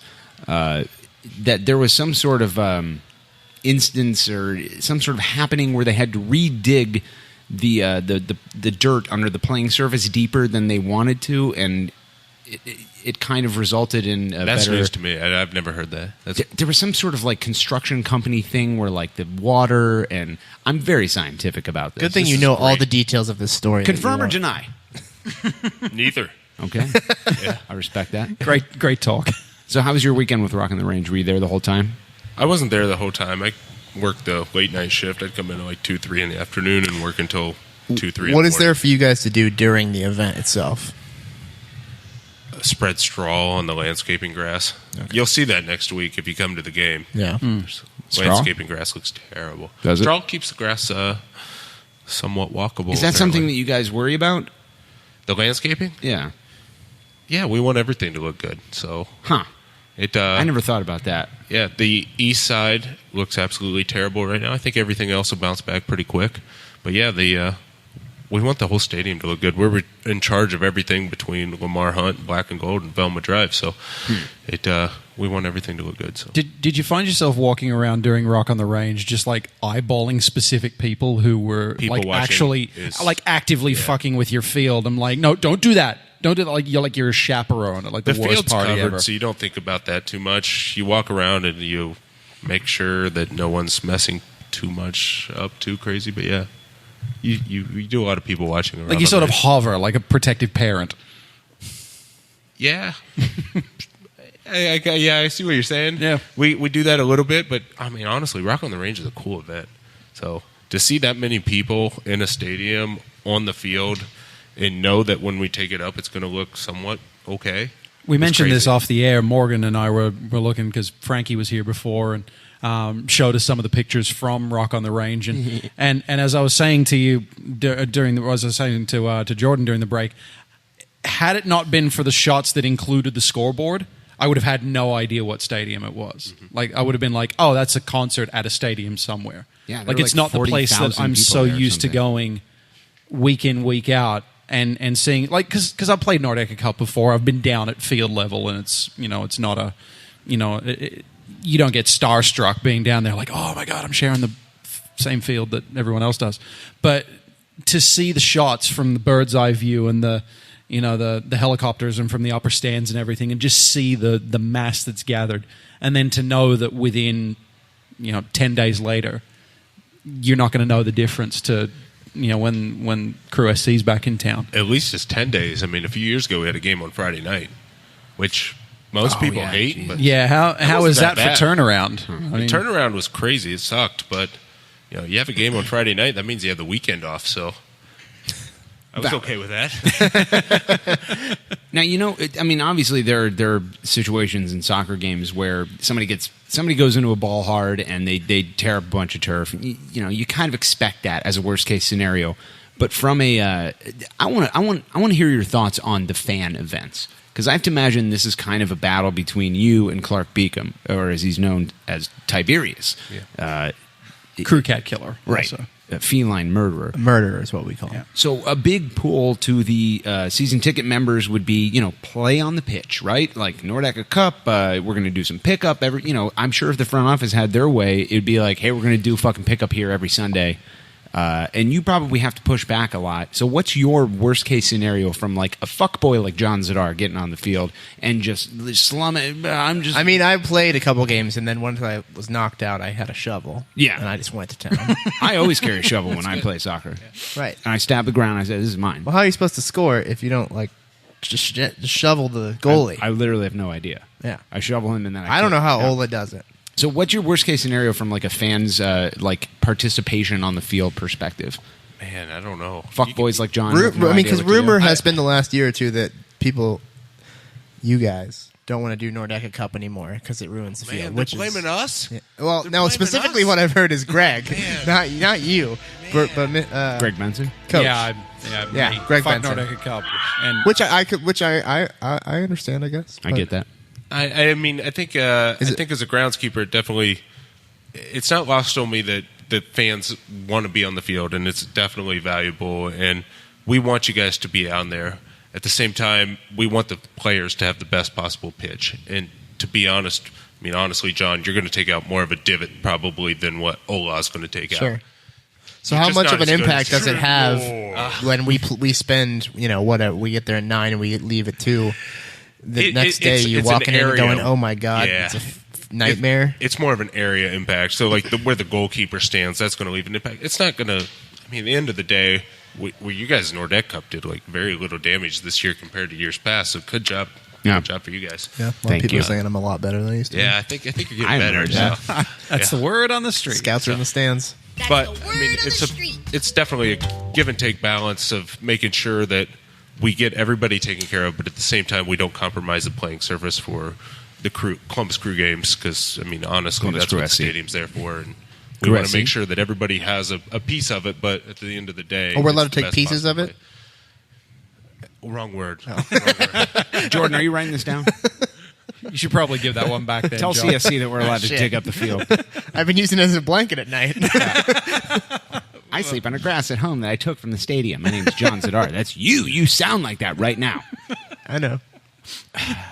Okay, let's move on. So This is going well. I left this question in here because I thought it would be either the worst question or possibly the greatest. So we always ask people what their favorite off-the-field memory is. You see why this is funny now? Because off the field, and you take care of the field. So in all your careers, and Notice multiple the careers, studio audience had nothing to say to at that. Cruisers FC Stadium, I think they're probably going to laugh. Yep, there they are. How about that? Give us kind of like your favorite tale that you can tell on the air of something that happened behind the scenes that you know, at the end of your life when you're dead and you're dying and your wife is saying, finally. You'll think about this moment. Man. Yeah. No, I was on a Sports Center not top 10 list, number 2. What? I wasn't the person that got the thing, but I was in the video. We had when I was in Boston, we had a kid go underneath the tarp. Oh shit! Oh yeah. DJ Big Cat was his name. He was a DJ on the Big side. Cat. Rough lads. He went under the tarp. He crawled his way out, and I had to pull him out. And he was the not top 10 play number 2 in early May of 2011. DJ Big Cat. I have a T-shirt that memorizes or that memorializes the.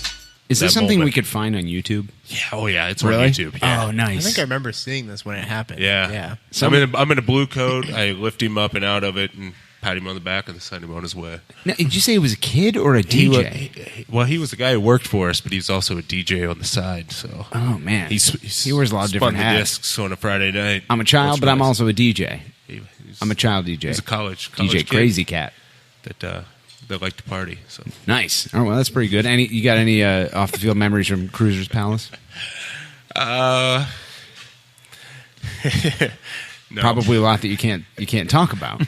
Erica coming up on Erica Kraft's desk, and you're like, "Oh, we're just gonna," and then she's asleep under it because she doesn't go home. Everybody's gonna laugh about that.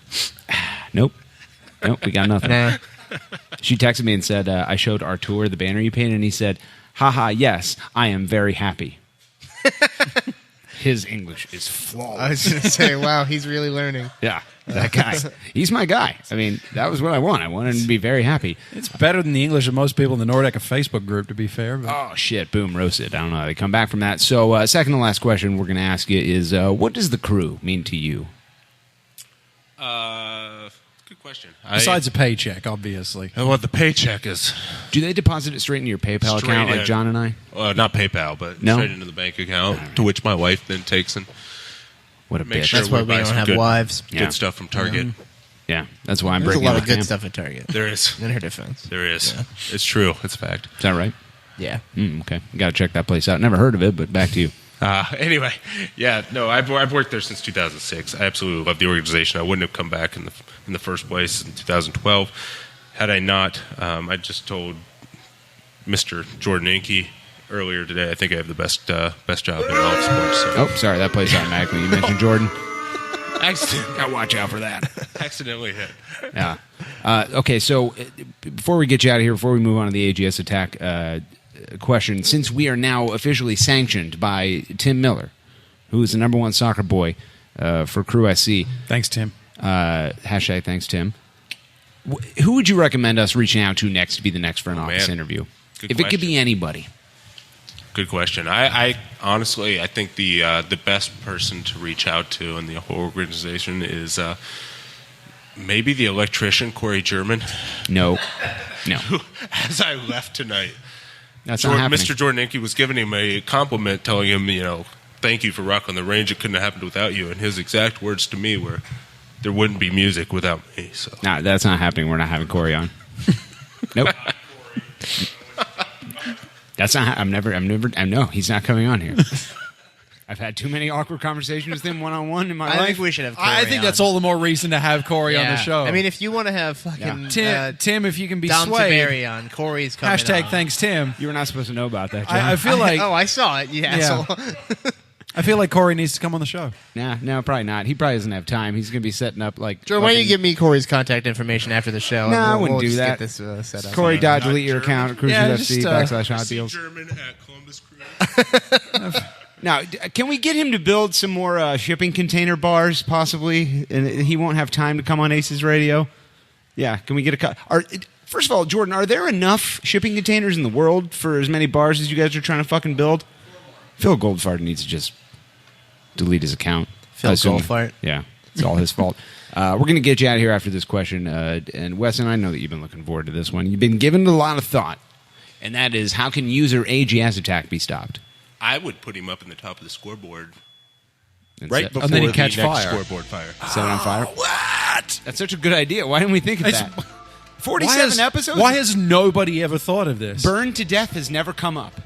This is unbelievable. I mean, it's probably a good reason for that, to be fair. Yeah, I'd like it.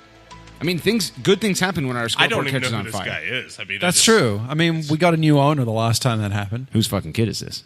I met Frankie Haydock that day. Is that right? Yeah. That's first time? Yeah, the first time meeting him was the day the scoreboard caught fire. How many drinks had he had?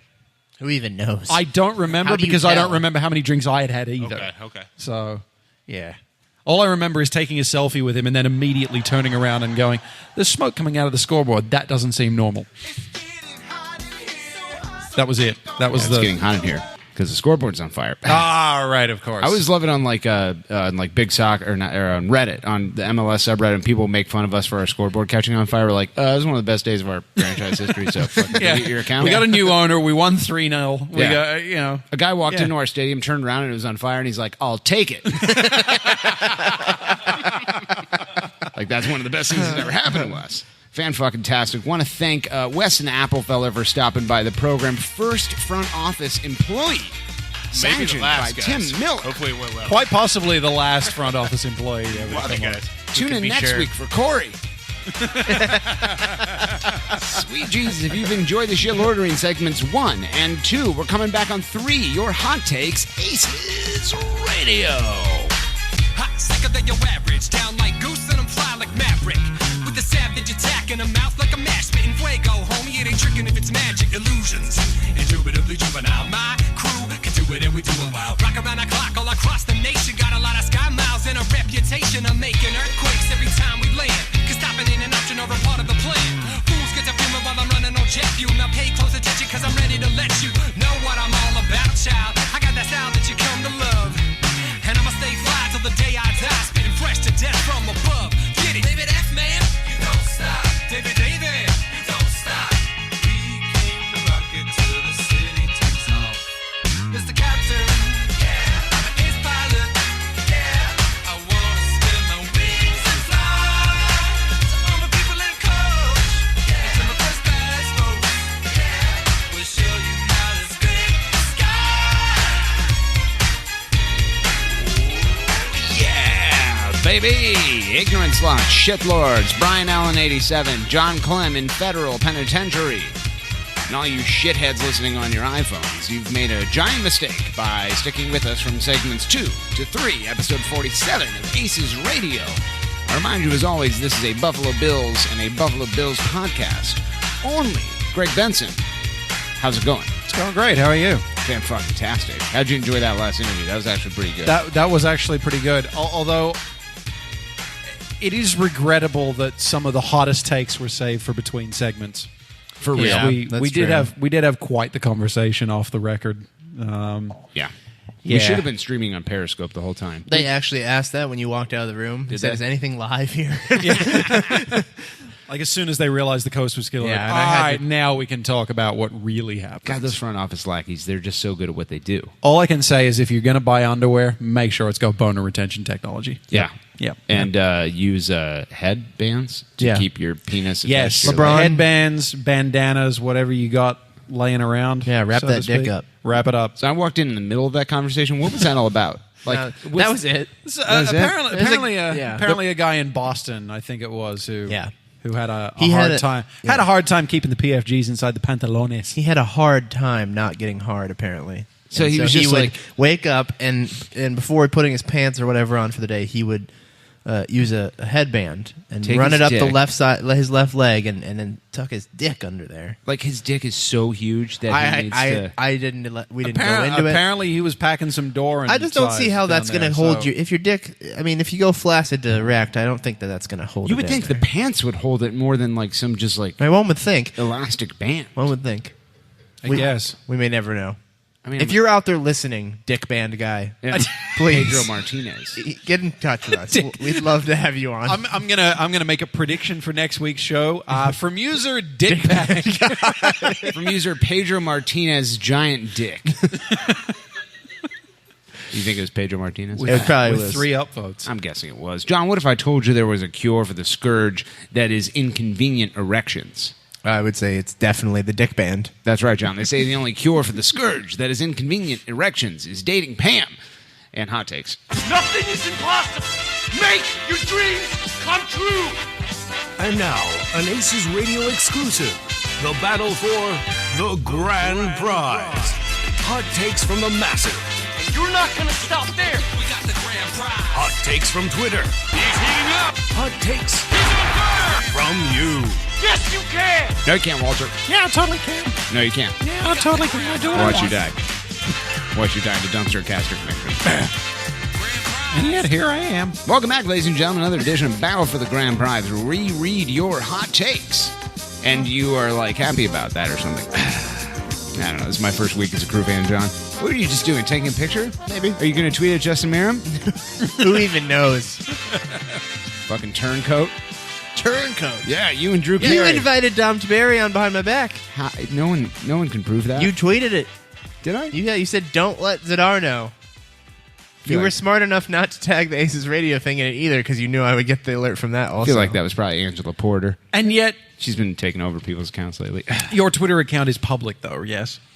Is it? So you know that John could probably see what you tweeted because he does follow you. Moving on, John, before we get into the hot takes, I'm sorry, Greg, that we had to interrupt you right there. I want to go ahead and read the current standings. As Alex Thomas will tell you, this is the number one reason people tune into this Bills podcast. In first place with 14 points. Not the weather report? It is not. I need to download that.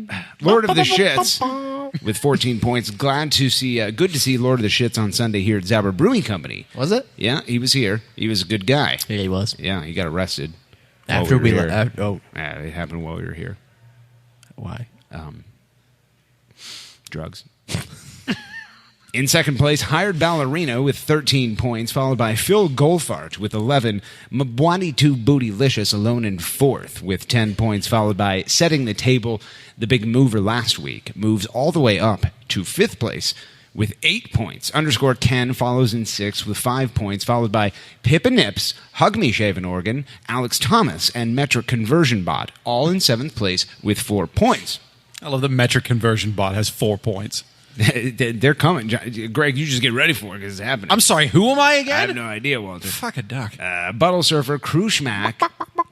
It's a duck noise. Thank you, John. Both with 3 points. I'm very excited right now. That's all I can tell you. Followed by Yvonne Siegel.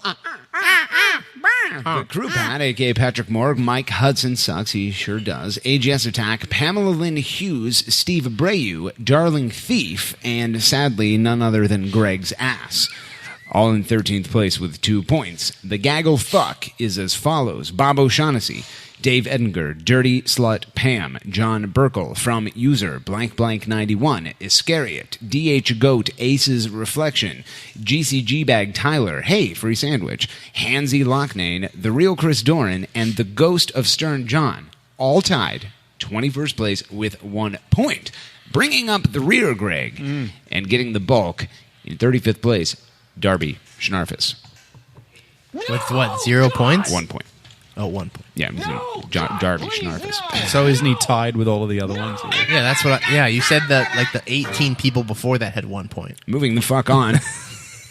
Oh, this is going to be challenging with the goddamn seat situation. Okay. Oh, it's so hard. Oh, fucking enough about the Silver Spooner problems. Enough about the leg and the headband, John. Must be nice to grow up in Upper Arlington. We move now to the subreddit known as Massive Greg, you piece of shit. I remind you, as always, that these hot takes are organized automatically by their level of fiery fucking hotness. Our top upvoted comment comes to us from none other than Token Liberal today with 6 points. Dead last boy. Yeah, exactly. Bringing up the rear, getting the ball. Quote, I don't have a lot of time to say this, but I got to get something off my chest. A few weeks ago, our team was doing well, and I thought that we all finally got along. We had a good time, but we got so many protests, we complained so many times that we got yelled at on Twitter by ACES and Lambo and Gerg. You know, it used to be the front office's job to make rules. It used to be us against them. Now it's us against us. Oh, that's nothing new. I've been here 10 years, and I got to tell you guys, what's going on here is about America. It's about democracy. It's about the Bill of Rights and basic cable, call waiting, and free trips to the salad bar. It's about everything that makes this team great. Our team. This is a PCU thing, by the way. Yeah. That's exactly right, John. We can do something about this. We can finally say that when some people are having a good time and drinking some beers, upping some lads, that we're not going to protest. In fact, I promised myself I wouldn't do this. I'm sorry. If we could just say that, if only to each other, just this one time, that we're not going to protest. We're not gonna protest. We're not gonna protest. We're not gonna protest. Zadar is a tool. End quote. What the fuck? End quote. John Zadar, your thoughts? Fuck you, Darby. That was a PCU reference, John. Okay, you know what? I was in the upper deck for that last game, and I saw him doing some really old white dance moves, and I thought about filming them, but I was like, no, I'll be a good friend and not. And let me tell you, I regret that now. Darby danced? Oh, there was some. He was up doing like some weird lad upping. I am hand very gestures disappointed that and like some video of this odd incident hip does movements. not exist. And I was like, you know what? I can embarrass him, but I won't. Gross. But now I wish I had. That And makes I me will vomit. endeavor to do so in the future. Fantastic. Let me smash. Moving on from user Lord of the Shits with 7 points, somehow below Darby with 5 points. Quote, apparently there is a young Crew SC U16 player with the last name Hughes.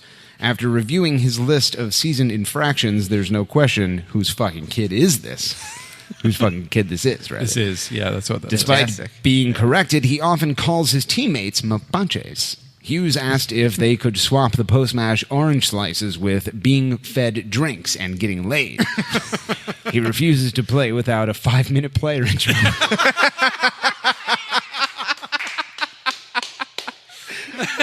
Oh, you're getting blood points from John Clem, that's for sure. In the locker room, he informed his coach that, quote, some people are saying it doesn't matter if we win, but we must predict the score right. It's true. Once the national anthem ended, he could audibly be heard saying, moving the fuck on. Oh, shit. That is so what I would say. Oh, God. I don't like the national anthem. After receiving a yellow card for multiple handballs, arguing he's just a handsy boy, he said, yellow bitch, Columbus Crew. Did we give our color impressions earlier? Fuck. Jesus, fuck. Yeah, no, I thought about that, and I just... Do it at the end of the show. I just figured Wonderful. we'd move on. Glad to have you back, John. Then prompted a red card, which he thought meant he received blood points.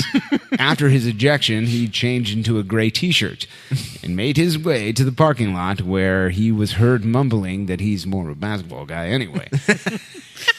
Hughes ended the season with a Nissan Player Index of negative 96, end quote. Greg Benson, your thoughts? Fantastic. I didn't realize Derek was that athletic. Athletically gifted. There it is. So much beer culture tonight, people. God damn. Possibly last episode. Moving on from user Hired Ballerina. Holy shit. This is the longest. Wow. Okay. Yeah, With 3 points. You're getting the long one. Quote, Hujambo? What? Hujambo? Hug Ombo, shitlords. What if I told you there was a scourge descending upon Monfrey Stadium next Wednesday in which we have no cure for? No, I'm not talking about the fake plastic fans of Sounders FC, but a different kind of disease-infested flea bags. That's right, I can only mean the pups at the pitch night. Here is what I can only assume will happen when the ACES radio family shows up. Morgan Hughes strolls into the section with "Aw, Bailey," and gives his spot. It actually says "Aw, Bailey." Takes his spot ready to up the lads and win the stands. The only thing that is greater than Bailey's excitement for the match is the look of disdain from Derek as he watches sullenly from behind the stands. Speaking of behind the stands, Josephine's mom and her adorable pug, Lady, are taking up the usual position, helping any Crew fan who are finding troubles getting themselves up for the match. Don't get the wrong idea. There will be no cross-species action going on here, at least until FC Kentucky, I mean Cincinnati, join the league. Boom, roasted. I don't know how Mike Burke comes back from that. AGS Attack Probably brings inside of a his dog. psychotic chihuahua. I think I heard that joke right. I was talking, but from what I heard, John, it was very good. It's very good. Whose fucking dog is this? Whose dog is this being fucked? Yep, I heard it right. That's what I mean. Fucking dog. 100%. Like. I knew I heard it. 100p. Stoned in. AGS Attack brings his psychotic chihuahua, El Loco, named after famed crew winger Mario Rodriguez, but tragically strikes in the 37th minute when some coordinated jumping crushes poor Loco.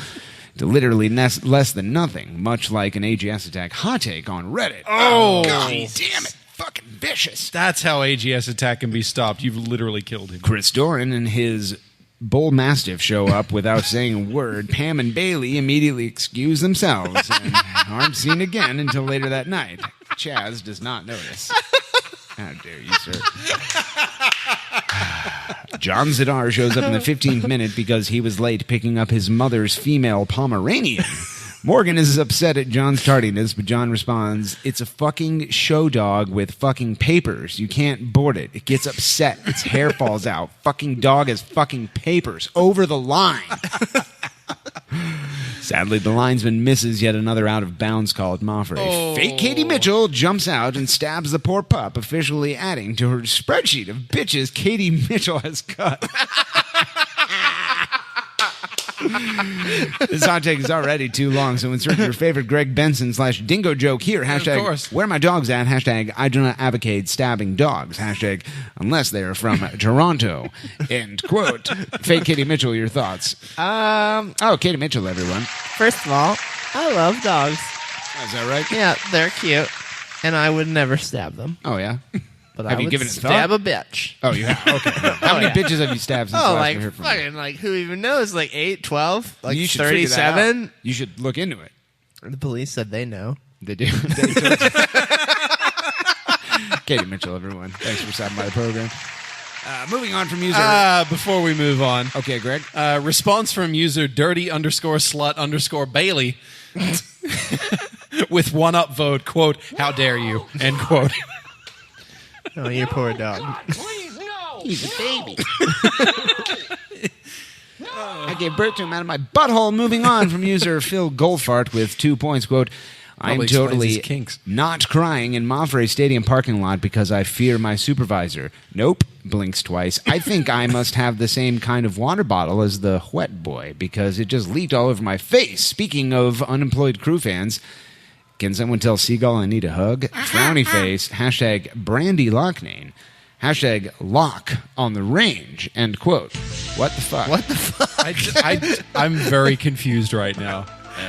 I thought this was... I read this hot take earlier today, and I thought it was a Twitter thing. And so I was hoping for some clues. I don't know. I don't get it. And we have none.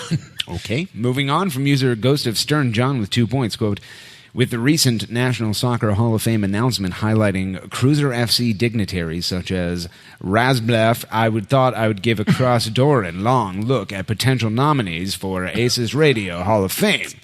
You got half of the words, all right. in It's that just too paragraph. far away. I'm fucking giving up now. With the recent dignitaries such as Ante Razlov? Is that who you're talking I about? thought I'd give a... I Chris thought I'd Doran. take a Chris Doran long look at potential nominees. I messed up Chris Doran. I looked at that and thought, nope, I don't know what that word is. I'm moving on. Player category, Andres Mendoza scoring 15... Hold on. I gotta get closer to this. No, I don't want to sit down on the same level as the other presenters. I can't press the buttons, Greg. Moving. You can't press the buttons anyway. Player category, Andres Mendoza scoring 15 goals and even a higher amount of 8 balls across a storied 2-year career. Carrier? That is what it says. It does say carrier. I'm assuming he meant career. Andres Mendoza ushered in the fruitful Varzija years, as we now remember so fondly, with a headband tighter than a Gray Morgan t-shirt. Mendoza will never be forgotten. Builder category. Can you read that, Greg? Do this hot take for me. All right, builder category, Channel 2. Since 2015, Channel 2 has built a strong reputation of a severe lack of quality in the community that has come to define ACES radio. Ever hissing to this day, Channel 2 continues to rattle the eardrums of the 4 to 5 Cruiser and AFC Buffalo Bills fans listening within the 270 outer belt. Last and definitely least, fan category, AGS Attack. With rap skills of a short bus kid and the... Ooh, fucking duck. With rap skills of a short bus kid and the hot take posting ability to match, AGS Attack wins this year's coveted award for making us all look better in comparison. End quote. Jesus. Block of text not doing well tonight. That was Ghost of Stern John. Greg Benson, your thoughts? Yeah, it was. Appreciate the opportunity to take your job again. You know what? I can just zoom in. Oh, yep, that makes it bigger. Oh, now it's a lot. Actually, it's a lot easier to read now. Okay. All right. Good, so quit bitching. Moving on from user Darling Thief with 1 point. Why did it take me so long to figure that out? Yo, what up, shitlord fam? Yes, it is I, Darling Thief, who is 100% a female, looking at you, John and Greg. And I have another hot take scoop for you. I knew you were a woman the whole time. I didn't, but hey. I've just received word that #1 amateur bartender and soon-to-be world-renowned rough lad Abigail DiNapoli is on a secret scouting mission straight from Gergbergberger. Just the other day, he released photos of his scouting trip to England to identify new lads we can feature on stolen banners. He was scouting some team I've never heard of, Stonehenge, or something like that. This can't be too serious. There's not even an FC or SC or United after their name. One thing is certain. Those lads are much faster than any of our defenders. Not related to Gangster Crew Baby. End quote, John Sadar. Your thoughts on Joey DiNapoli? She's saying that the rocks at Stonehenge are faster than our defenders. Is that what it meant? I guess. I'm not going to disagree with that. I'm interpreting that as what the joke was. I don't know how Jonathan Mensah comes back from that. Slowly. Probably after a 2-game suspension. Moving on from user The Real Chris Doran with 1 point, quote, did you know the largest penis ever to be medically verified was 13.5 inches long and 6.25 inches in circumference? Just to put that in perspective, the average vagina is 3 to 4 inches deep. End quote. Rough lads. I mean, that is rough. It probably is. Greg Benson, your thoughts? Response from user Crunch18, quote, if anyone would have a large enough sample size to convert vaginal depth, it would be you. End quote. Moving on from user Darling Thief, I don't think Pam is enough of a sample size, though. Oh.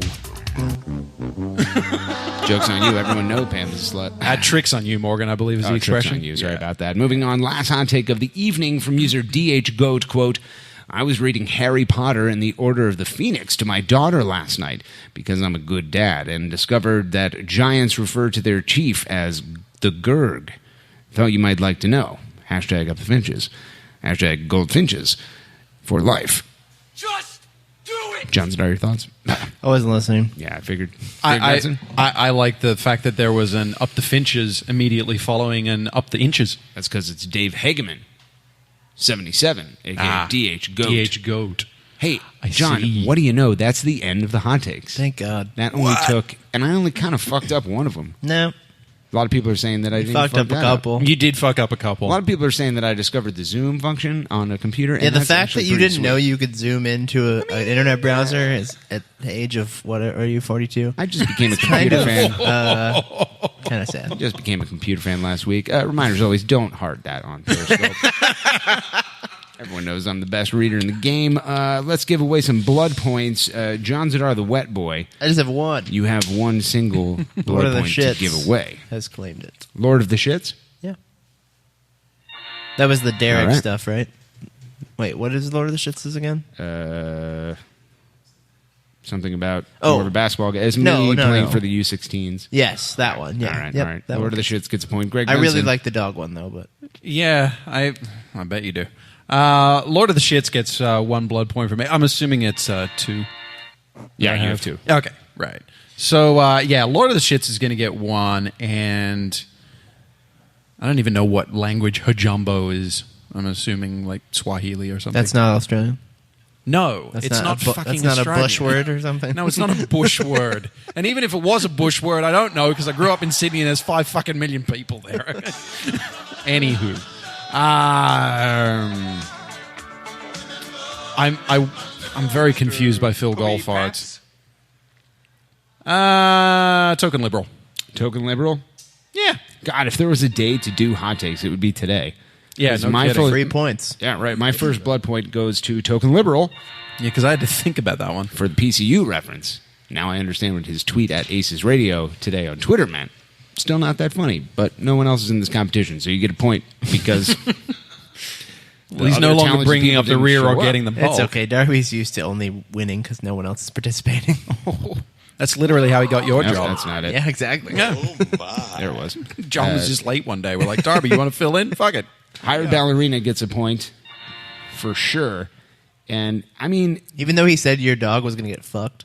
Did he say that? Yeah. By Doran's dog. By Doran's bull mastiff. Yeah. Wow. Doran, a bull Chris Doran mastiff just kind of does what he A bull wants. mastiff's dick is probably bigger than Bailey. I have to assume his dog works the same way. And The magnificent exploding Bailey. He's the little princess angel. My last blood point goes to Lord of the Shits because, I mean, like, there are only a couple hot takes tonight. I'm certainly not giving it to Darling Thief, who had the audacity to correct Greg Benson and John Zadar, two of the highest caliber celebrity fans. John Zadar. Yeah, who does that guy think he is? I wasn't sure That about guy should that. delete his account. His account, yeah. I wasn't sure why the shout out to... No, you can hang off on that. Because I wasn't sure about the... You said something about... Did her, I say her something being about a guy? her But it was being a like guy? it was like the way I say Because I dude. assume that there are no women on the internet. Well, that's which is fair because that's how it works. That's usually what it is. Like Yeah. most of the women on the internet are in fact men. Word on the street. Yeah, That's the word on the internet too. Yeah. Yeah. I mean, So I wasn't sure. He or she should delete her account. Yep. She should probably delete his account. It's another edition of the battle for the grand prize. And you already know, so let your head nod throughout the outro. Now as the curtains close and it's time to go, the beast almost out. Very long outro, John. Yeah.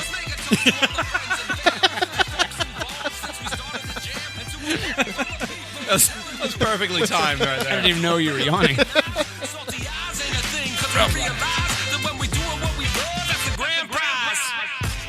Oh yeah, baby. No, you can't, Walter.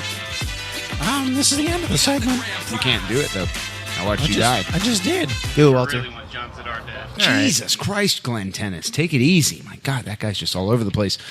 Moving on, we have to recap last week's score predictions, which is a thing that we did, and everybody will remember that. Let me get to the right screen. John Zadar, the wet boy. Hollywood racist. John Zadar, you said... What? Is that not right? Hollywood racist? I think people are calling you that in the street. Oh. Hand You out must five. not have your ear very close to the street like I do. I got it right down in street level, John. Well, you are shorter. Well, and they probably build the streets higher in Upper Arlington, so... I mean, it's why they call it upper. There you go. John Zadar, wet boy, you said 3-2 Cruisers FC victory was the most likely outcome. That was incorrect. It was actually a 1-2 loss. You get no points.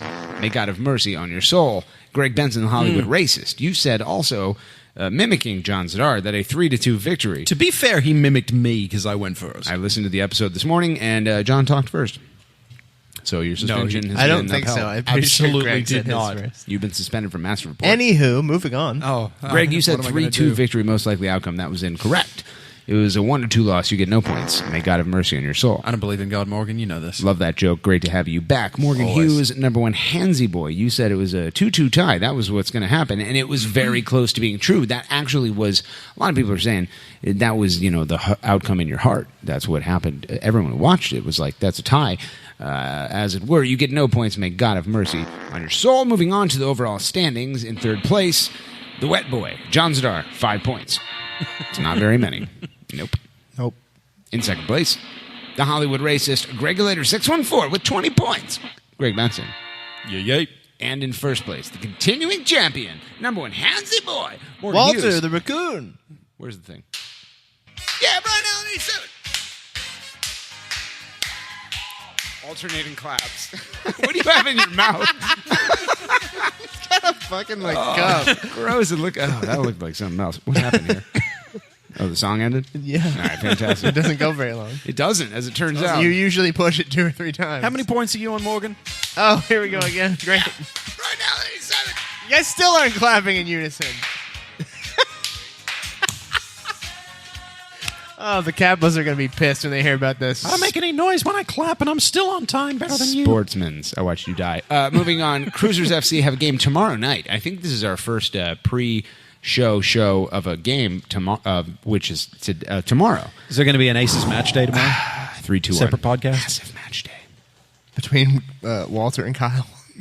Yes.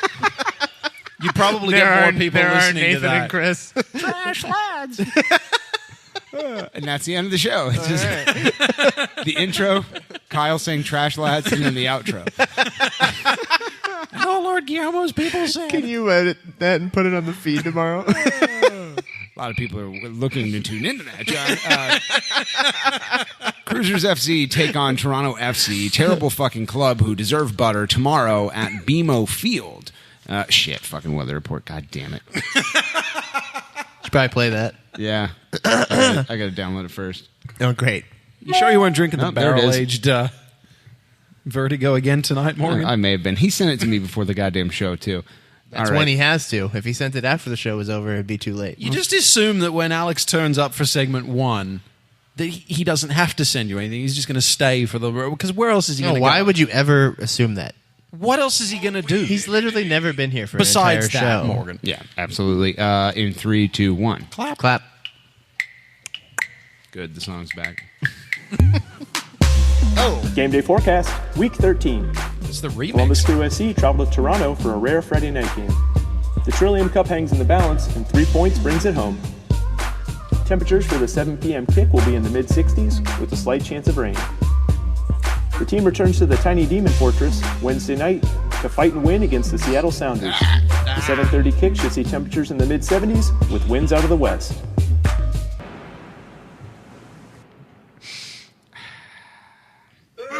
Oh, yep, there it is. Everyone hates Alex Thomas. Fan-fucking-tastic. That. You know what? I liked Alex Thomas's weather report better before he started giving little thoughts about the game. The Trillium Cup hangs in the balance. That has nothing to do with the weather, Chris Davis. But the weathermen do shit like that. Yeah, they do. They? Yeah. That's All right, a weatherman thing. I'll take your word for it. Weathermen's. Weatherman. Weather. I hate this podcast. Greg Benson, Hollywood Racist. You'll be watching the game tomorrow at Hen Dog's Pub. Most likely, What yeah. are you watching for, pal? I'm not 100% confident about this, although after the first 2 games at Montfray, we learned very little about how the teams play each other. Obviously, Toronto's come along much, they've been much improved since then. Yeah. That was kind of displayed in the win over Crew SC. Yep. I'm really not sure what to make of this one. They did struggle a little bit a couple of weeks ago. That was the last TFC game that I watched was the one against New York, when they probably should have got 3 points and kept their win streak going. But the team is playing like a team that won their conference last year, and they tend to play very well at home. So, Columbus not playing particularly well on the road. It's going to be a tough game. It is going to be a hard one. They're still, I believe, John, if this is right, they're still missing Giovinco. I think he's out. You're all right there, pal? I don't even know why you turned he your was head out. to yawn directly into the microphone. Well, you were talking to me. John so I wanted to look Zadar at has you. yawned into the microphone. John Zadar has Yawned. coughed into the microphone. Had a long day. Wonderful. Giovinco is out still, again, but it didn't matter last time. We beat Toronto FC with Josie Altidore and Giovinco. We lost to him without Giovinco. John Zadar, the wet boy, what are you watching for tomorrow? I don't know if I'm watching for anything specific. I mean, it's just so unpredictable with this team, and just like the league in whole this year is extra unpredictable. I feel like, Toronto last played Red Bulls, who were 2 points behind us. They tied them 1-1. I think they did win their game before that. I can't recall who it was against. So, Toronto is definitely still the team to beat, but they've still got holes. They've still got weaknesses. So, I think the return of Artur would bode well for us. And if he's in the lineup, I would feel a lot more confident about us getting some points. Yeah, absolutely. Than if he's not. And it's good, Friday games are weird, but we do have a home game coming up on Wednesday, and you have to travel in between. So to get this game out of the way before your Saturday or Sunday traditional slot should add at least a little bit of rest that we would have otherwise missed out on. The same thing. I'll just reiterate what you guys said. We're coming off a disappointing loss in New England, and you always kind of, as a fan, think, I wonder how the team's going to respond the next time they're on the field. Are they going to be pissed? Are they going to say we have something to prove? Or is it a long season, quote unquote, and anything can happen? So, our tour coming back would be massive. $16. Write the check, Greg. Yeah. Just send it to Land Grant. I don't anticipate any good things happening for Columbus in this trip. So let's go around the panel. It's a Latin term for podcast host. Greg Benson, your score predictions for TFC, my friend. Going with 2-0 Toronto. That's called Dos a Cero in Columbus. Yeah, they don't speak you Spanish can use in that Toronto. for any game. They don't speak any language but English in Toronto. I know. I've been there. Yeah, no one gets upset about that. All right, John's our wet boy. I'm going to go... I'm feeling a draw. I don't know if I want to do 1-1 or 2-2. I think I'm going to go 2-2. I think that feels more got to get back in the standings somehow. Safe, yeah. Safe. That's safe. I'm going to go 3-1 Toronto FC, who deserve butter. Before we say goodbye, we need to talk... What is the deserve butter thing? Get on Big Soccer. No. Search They Deserve Butter. Absolutely not. I'll do the story. You're going to have to... It would be far simpler and far less, oh my God, I hate my life. What if I told you that their fans are awful humans who are insufferable, and they literally invented MLS before Seattle invented it? I'd say, well, no wonder they get along with Columbus fans so well. That's the backstory. Get on bigsoccer.com/hot deals and look up They Deserve Butter. Okay, so moving on, we play Seattle at home on Wednesday of next week, which will be one day before episode 48 of ACES Radio, so we need to talk about it. Let's not talk about what we expect. Let's just go straight to score predictions. Greg Benson, Hollywood Racist. If you're at Hendog's Pub, it's a pretty good bar. Yeah, it's all right. It's a good place. Your score prediction, my friend. Yeah, I'm going to take a page out of your book on this one. I'm going to go 3-1 to Columbus. Because that's how you say Columbus in Spanish for sure. Apparently. 100%. Pretty sure that's how Andres Mendoza says it. Yeah. He's Peruvian. Smoke weed every day. John Zadar, the wet boy. Columbus, Seattle, Hat Week. It's back. What? Hat Week, right? Because Hate Week. Yeah. They changed it to Hat Week, and they thought that upset us, and we're like, okay. No, we still don't care about Cool, that. bruh. We just fucking hate you. That game, I do think that the Crew can win and should win.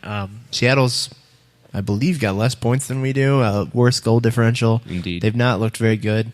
Obviously, all that talent is supposedly still there, but I don't know what it's been doing. So, wait, are we doing score prediction? Or are we Yes. just okay? I'm going to go 2-1 Crew. 2-1 Cruisers FC. Yeah. That's a dangerous pick. Is it? Yeah. Well, it is, given that it's a one-goal result that can go either way. Yeah. I know. A lot of people are saying I don't give a fuck anymore. John's like YOLO swag 24/7, blaze it. I'm dead last, and I've lost more points than either of you have gained. So that is true. Columbus Crew. That's right, John Yellow. Like what? Like Columbus Crew, we do this every episode. Just but why are you doing it right now? Why now? One, dirtbag. I thought we were doing it at the end. Fuck, you've ruined the Nordic again.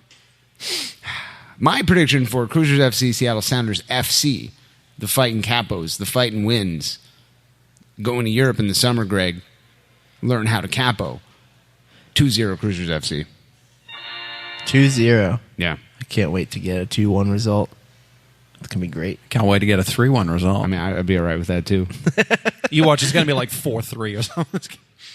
I'd be okay. I mean, we'll all win. Yeah. We'll all win I'm all right with that. an equal amount of points and be right back where we started next week. I'm going to just go ahead and edit whatever the score outcome is into the show. Of course you are. And then I'll edit this part where I admitted to it out.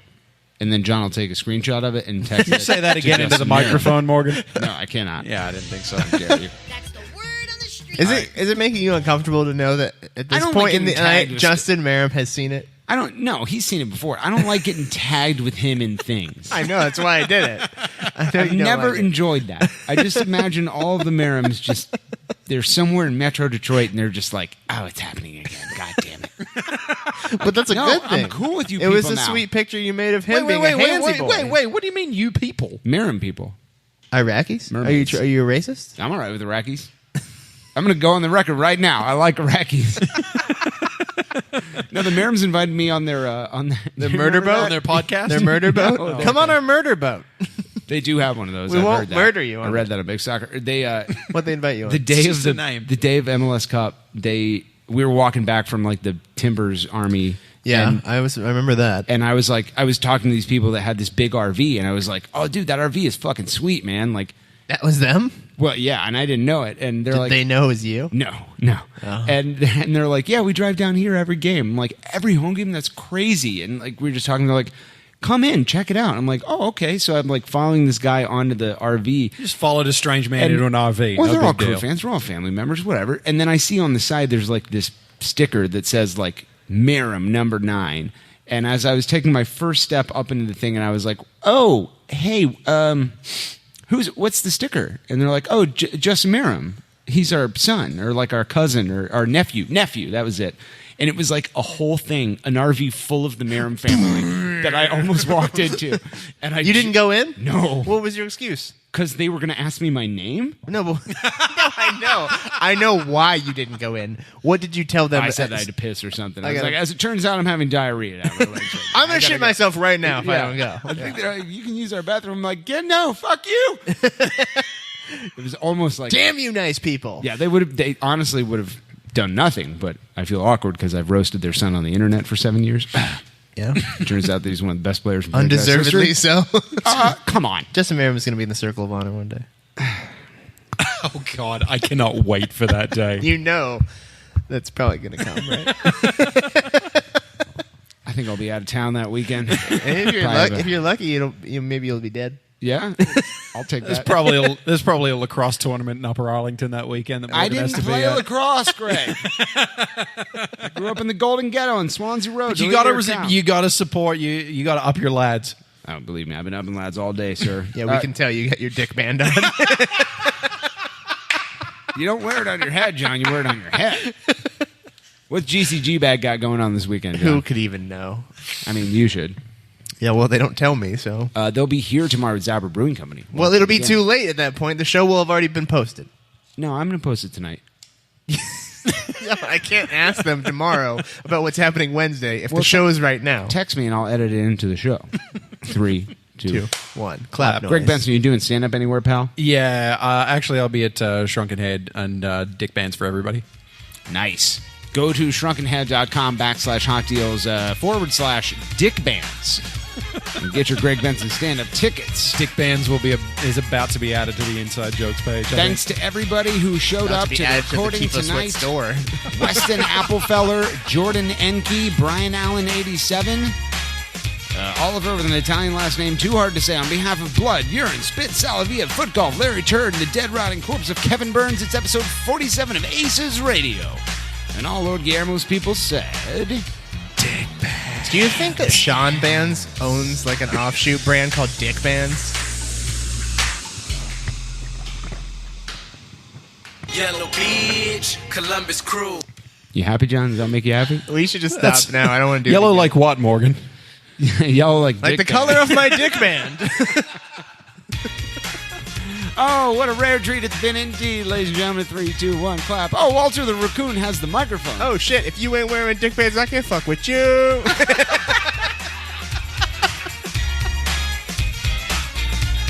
Nope. Done. I can't read. I'm choking on my own spit. It's been our rare treat to have you with us for this colossal catastrophe.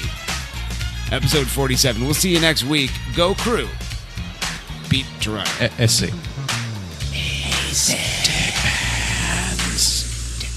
Boing.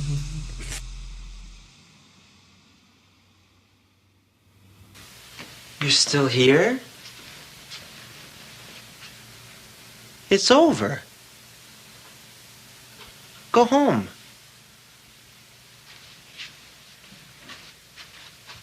Go. Please have a party. Feed us drinks. Get us laid. Ow! Dude, don't pretend like you're busy working or something, dude. You know you're in bed, looking, watching PlayStation or something like that. That's the word on the street.